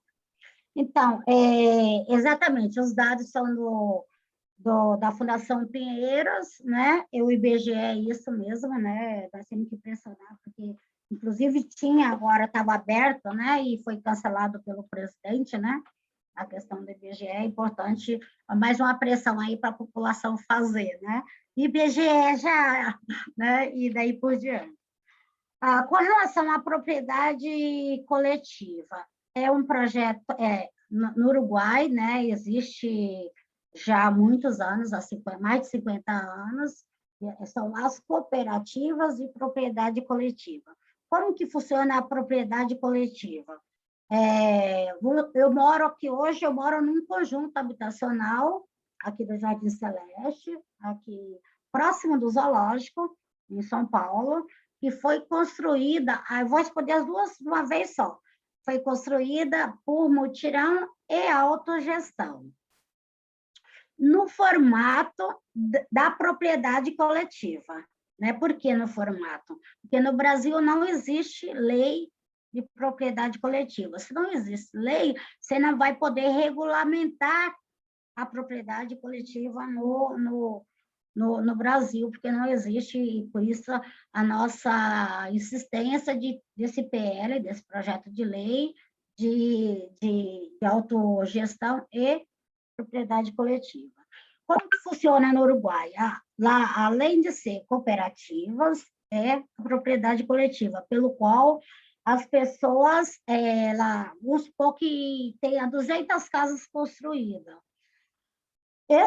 Essa propriedade coletiva, essa casa eu moro em uma, o Henrique mora em outra, o Almir mora em outra casa, né?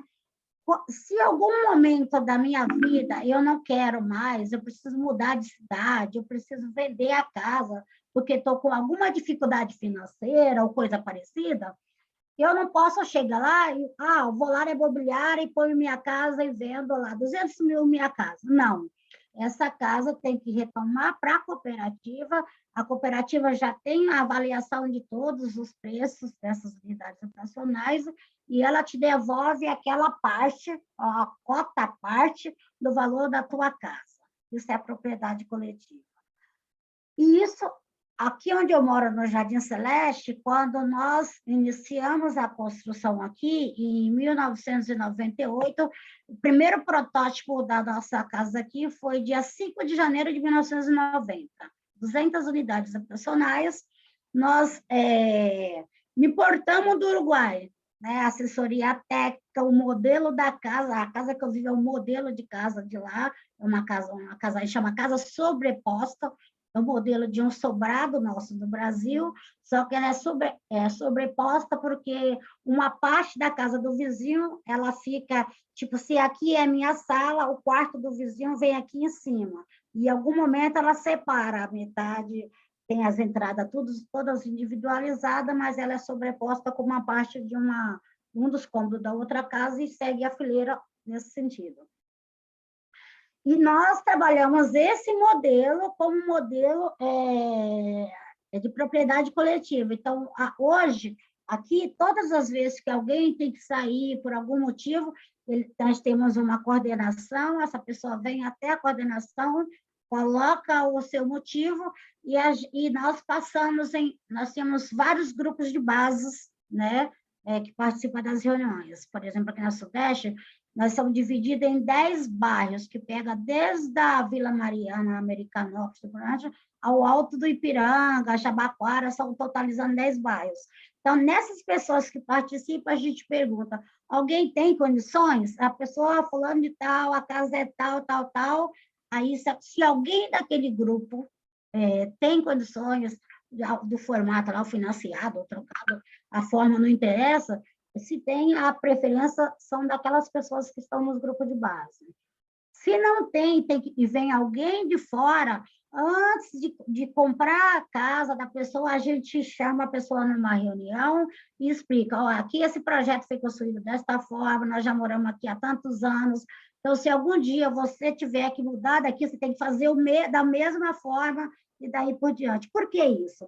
Porque nós queremos que as pessoas que moram ali tenham o mesmo nível de consciência. Então, quando a gente bate na porta, chama para as reuniões, chama para discutir o processo de regularização, chama para discutir o processo de melhoria no bairro, desde o transporte, do posto de saúde, da creche, a gente mapeia o bairro, né?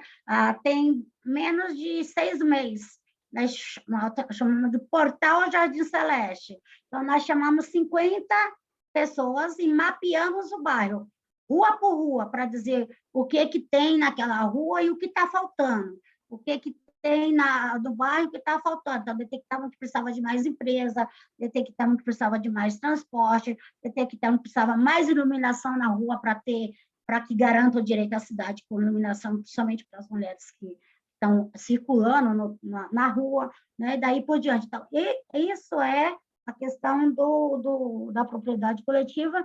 E o mutirão, no início de tudo isso, a gente construía através de mutirão e autogestão. Então, a gente fazia as duas coisas junto, que as pessoas também confundem muito.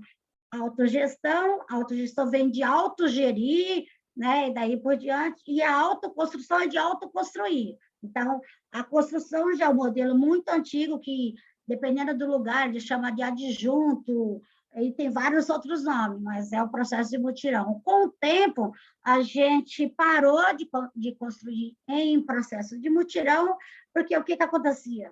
Era muito desgastante. Por exemplo, eu trabalhava a semana inteira na fábrica, no hospital, ou na escola. Os finais de semana e feriado, você dedicava a mão de obra para construir a própria casa. Então, acabava ficando muito cansativo. Aí, nós optamos pelo processo da autogestão, e aos finais de semana, a gente faz intercalado o processo de formação, de conscientização e de luta de classe. E quando você termina de construir a moradia, você não construiu só casa, você construiu cidadania. Você tem pessoas com capacidade não só de construir a casa, mas de pensar a comunidade como um todo, de pensar coletivo, né? Parar do ato do individualismo e pensar coletivamente. Seria basicamente essas. Não sei se eu expliquei direito, mas seria muito legal, Graça, com exemplo, inclusive, de como aconteceu aí o seu conjunto, né? Eu diria também, pessoal, para quem se interessa mais sobre esse tema, de que a autogestão é quando a comunidade assume o controle do processo, né? Ela pode assumir o controle do processo contratando uma empresa, uma construtora, uma assessoria técnica, mas o controle, quem gerencia os custos, quem gerencia a compra de material, quem define o projeto, como a Graça disse. Aqui no meu conjunto é um projeto das casas inspirado nas cooperativas do Equador. Foi elas, as famílias, que escolheram, discutiram junto com arquitetos e arquitetas como vai ser. Então, a autogestão, ela envolve uma autonomia e um controle total das famílias em relação ao processo de construção da habitação. A autogestão pode acontecer junto com o mutirão, né? Mas não são coisas iguais.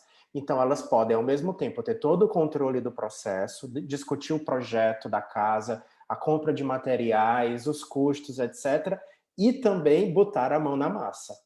Fazer a massa, assentar o tijolo, né? Fazer a laje, que isso é um mutirão propriamente dito, né? O mutirão é quando as famílias elas atuam como pedreira, como servente, né?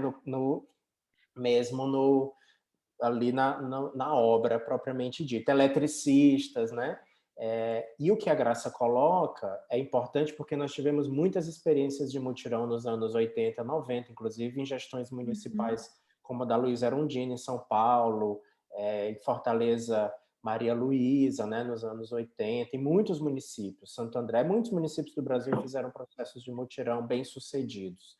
Mas é importante também chegar a essa crítica que a Graça apresentou para nós aqui, porque o mutirão são as trabalhadoras e os trabalhadores construindo a sua casa nos tempos livres que deveriam estar tendo o direito de descansar, né? Então você tem uma dupla, tripla jornada de trabalho, é o trabalho da fábrica, do comércio, não sei aonde, e o trabalho botando o tijolo da sua casa. Com o passar do tempo, os movimentos foram avançando para processos de autogestão, mas que não eram obrigatoriamente de as famílias terem que assentar o tijolo. Então, era o movimento coordenando a assessoria técnica, contratando uma pequena... E muitas vezes construtoras, não é? A gente não está falando que o movimento contrata essas construtoras multinacionais, não, né? São construtoras menores, então tem também uma coisa da economia solidária, né? Envolvida nisso. E esse foi um modelo, por exemplo, que foi o que fez o Minha Casa Minha Vida Entidades ter sucesso. Diferente do Minha Casa Minha Vida, vamos dizer, da linha, né, das empreiteiras do Minha Casa Minha Vida, a linha do Minha Casa Minha Vida de entidades era baseado na autogestão. Eram as associações que tinham o controle dos gastos. Isso fez com que pudessem se construir, tem exemplos belíssimos, né? Tanto da União, MTST, né? De muitos movimentos de moradia, que conseguiram, com o mesmo recurso, fazer unidades habitacionais maiores, melhores, com mais qualidade habitacional, com mais qualidade de vida e com o mesmo dinheiro, né? Que estava para as empreiteiras. Álvaro, sim, no Uruguai, a FUCVAN é a principal referência de cooperativas habitacionais que vocês podem pesquisar lá na experiência do Uruguai. Graça, tivemos mais algumas perguntas. Só com relação a essa questão da qualidade, eu faço questão de partir do princípio de experiências concretas, né? O Almir, que está aí assistindo a aula, ele mora em um projeto habitacional na Praia Grande, perto da praia, perto da rodoviária Imirim, né? Primeiro conjunto habitacional de prédios construído através de mutirão e autogestão na Praia Grande, na Baixada Santista.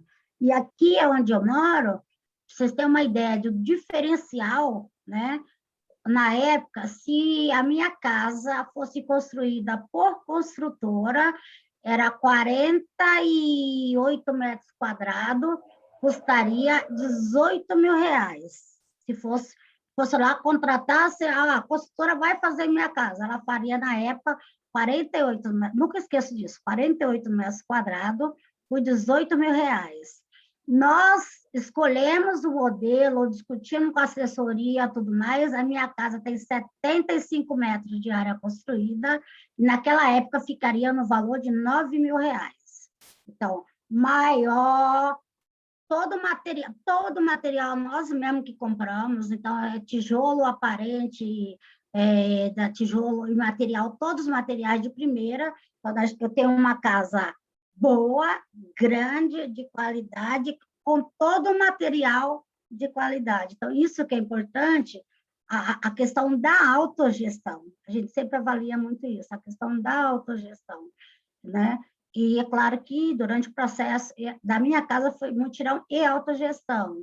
Então, barateou ainda mais, porque a mão de obra nossa, não tivemos que pagar a mão de obra normal, pagavam só a mão de obra especializada, como um bom pedreiro, o mestre de obra, alguns trabalhos que são feitos que não tem para onde fugir, né?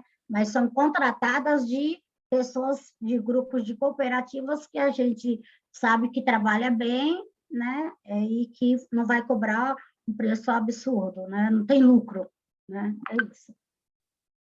Pode falar, gente. Muito bom. Tem algumas pessoas perguntando, no caso da propriedade coletiva, em nome de quem que fica registrado. Então, é como a Graça colocou. Nas experiências fora do Brasil, em que nós temos uma legislação que já avançou, né? Falamos aqui do caso do Uruguai, mas eu conheci uma experiência em Porto Rico, há uns 2 anos atrás, que eles também usam, né, a propriedade coletiva. Então, como funciona?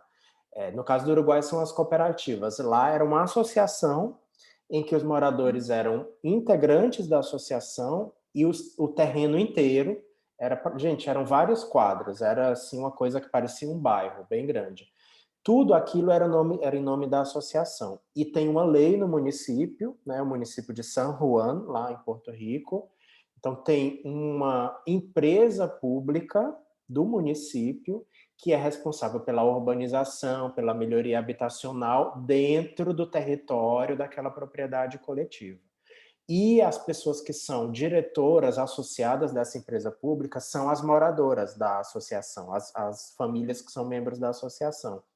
Então, você tem ali uma mobilização das famílias e você tem o poder público junto, que criou uma estrutura de política pública, de regularização fundiária, de urbanização.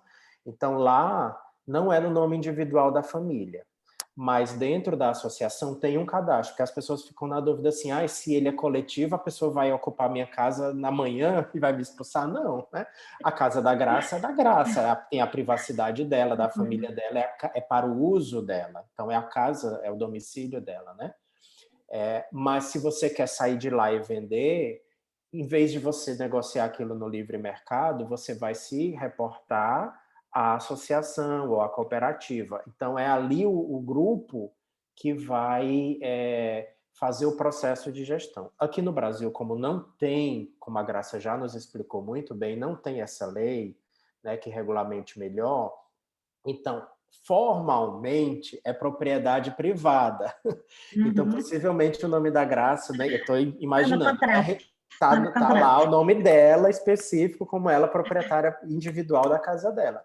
Mas o movimento criou um processo de gestão que não é, vamos dizer, jurídico, mas é um processo de gestão legítimo que tenta fazer uma gestão coletiva desses imóveis. Então, por isso que é importante, né, que isso aconteça numa mobilização mais ampla, porque não é simplesmente eu com meu vizinho e combinar com ele, vamos ter propriedade coletiva, né?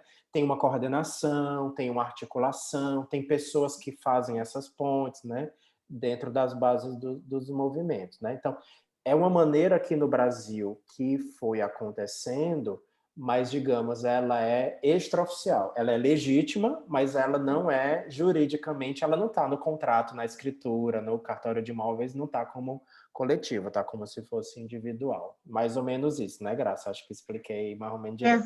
Exatamente. No Rio de Janeiro tem um projeto de 50 unidades, chama Boa Esperança, inclusive foi construído com a assessoria do Bento Rubial, né? E que também é propriedade coletiva, só que dessa forma, né? Juridicamente não existe, né? Mas o formato da construção e a discussão e as famílias chegaram a esse entendimento. E isso é muito legal, porque nesse formato a gente vem trabalhando não só a questão da construção, mas, por exemplo, nos prédios, apartamentos, o ideal é incentivar essa questão da autogestão, né? Que, por exemplo, constrói o apartamento, a demanda lá, por exemplo, nós temos hoje pessoas que moram no movimento, pegar uma avenida bem conhecida aí, Avenida Ipiranga, a esquina com São João, eu sempre brinco, né? Esquina com São João, Avenida Ipiranga. Quanto custa um condomínio aí na Avenida Ipiranga? Hoje nós temos um grupo de pessoas, né, um conjunto habitacional que chama Dandara, como é gerenciado pelos próprios moradores, que é isso, é trabalhar e já incorporar na cabeça das pessoas a autoconstrução, né? Então, eles estão gerenciando o condomínio. O valor é baixíssimo, né? Na Avenida ali, Rangel Pestana, do ladinho do Parque Dom Pedro, tem um outro conjunto que chama Marisa Letícia, né? Em homenagem a Marisa Letícia, a dama, né? A primeira dama no governo do Lula. Também é gerenciado pelas famílias. Sabe quanto que é o condomínio lá? R$ 170. Já incluso a luz, incluso a água. Então, é um diferencial enorme. Aqui onde eu vivo, são vários prédios, são mais de 25 torres. As pessoas pagam o valor mais alto é R$ 108. Imagina se fosse um condomínio, tivesse que contratar uma empresa para gerenciar tudo isso. Aí, daqui a um dia, as pessoas seriam expulsas da própria casa porque não ia conseguir pagar o condomínio e pagar a prestação onde vivem. Esse é o trabalho que a gente vem fazendo, né? É de incentivar as pessoas e colocar que elas são capazes, que elas conseguem fazer, além da construção da casa, gerenciar muito mais outras coisas, que é o contrário, o capitalismo incentiva que só pode fazer isso as grandes empresas, as pessoas estudadas e daí por diante. Nós partimos do princípio que qualquer pessoa, é o princípio do Paulo Freire, né? Qualquer pessoa pode trabalhar dentro da sua perspectiva de vida e do local onde mora esse processo de autogestão. Gente, já estamos aqui nas 8 da noite, né, no horário da nossa aula. Tem muito interesse sobre esse tema, viu, Graça? Então, depois a gente pode organizar aí alguns materiais e mandar para a turma, né? A União mesmo tem muito conteúdo sobre isso. Vocês podem seguir a União dos Movimentos de Moradia nas redes sociais, que tem material sobre isso, mas também aqui no curso, eu e Sofia podemos organizar aí alguns materiais e enviar para a leitura. Graça, uma última questão, vou aqui escolher a pergunta do Fernando, que já tinha feito há algum tempo. Ele pergunta, na sua visão, né, sobre os movimentos de luta por moradia, quais são os parceiras que vocês têm, né? Que atores sociais são parceiros na luta por moradia de vocês? E quais são os desafios que você está enxergando hoje, né, na luta por moradia? Bom, as principais parceiras, né? A gente, nos movimentos populares, a gente sempre se articula com as universidades, com os institutos, como o Instituto Polis, a PUC, né? Algumas universidades federais, estaduais, daí por diante. E agora, o trabalho que a gente desenvolve, aí a gente exige mesmo que seja parceria com o poder público. E não é simplesmente a parceria para o poder público ir lá e falar, você tem que fazer isso, isso, ao contrário, né? Nós definimos tudo e apresentamos as propostas e o poder público entra com a parte do financiamento, por exemplo, a construção de moradias ter financiamento. A gente sempre defende tripartite, né? Que seja o governo municipal, estadual e federal. A nossa Constituição garante, né? É dever do poder público garantir a moradia, a saúde e a educação. E é isso que a gente sempre bate na mesma tecla, né? Apesar de alguns momentos a gente substituir o poder público, mas a gente exige que seja parceria com os movimentos populares na produção de novas unidades habitacionais, ou de reciclagem, daí por diante, né? O que foi a outra pergunta? Esqueci a outra. Quais os desafios que você vê hoje para o movimento de moradia?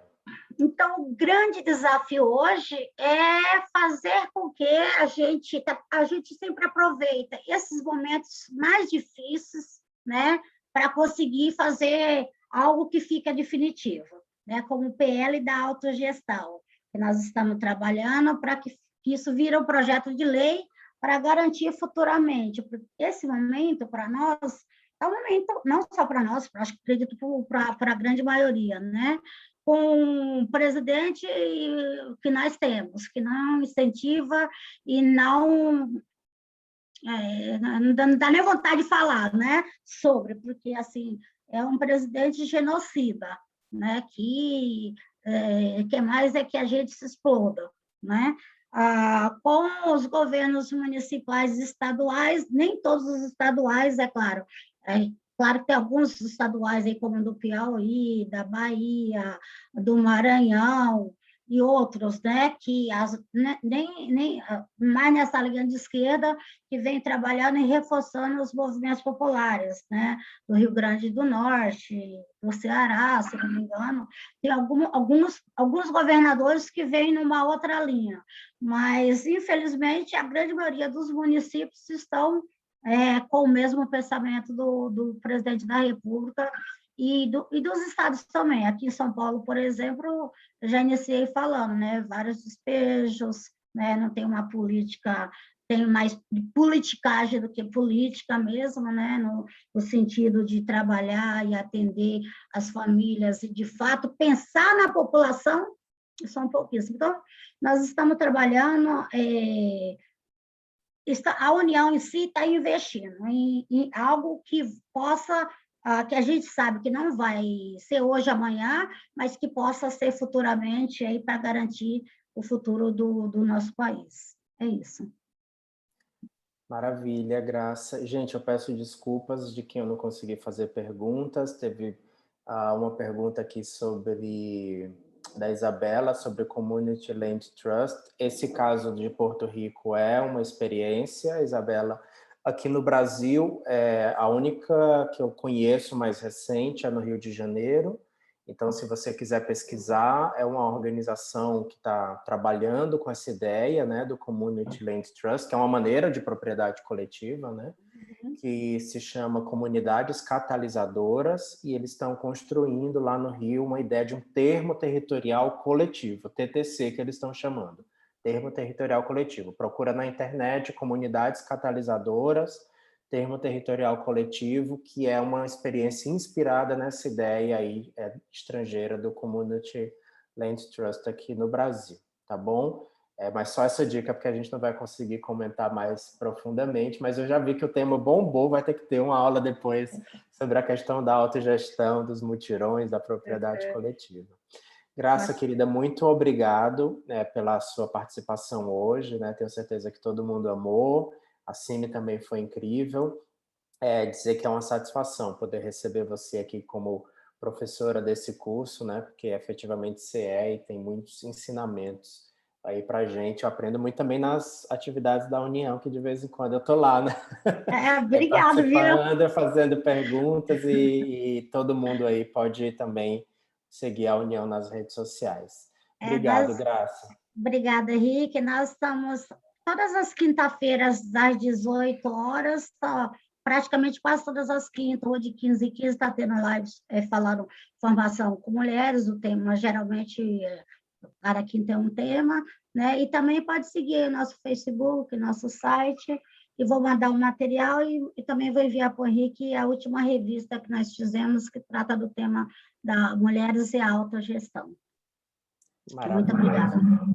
Obrigado você. Gente, até a próxima aula, quinta-feira. Espero que esteja todo mundo tão animado como esteve hoje, que foi muito legal, né? A animação. Lembrando que a Sofia nos enviará por e-mail, no WhatsApp, os links com os formuláriozinhos de avaliação, tanto do módulo 1 como desse módulo 2 que acabou hoje com essa aula, tá? Quinta-feira a gente já iniciou o módulo 3. Obrigado, pessoal. Boa noite para todo mundo. Boa noite.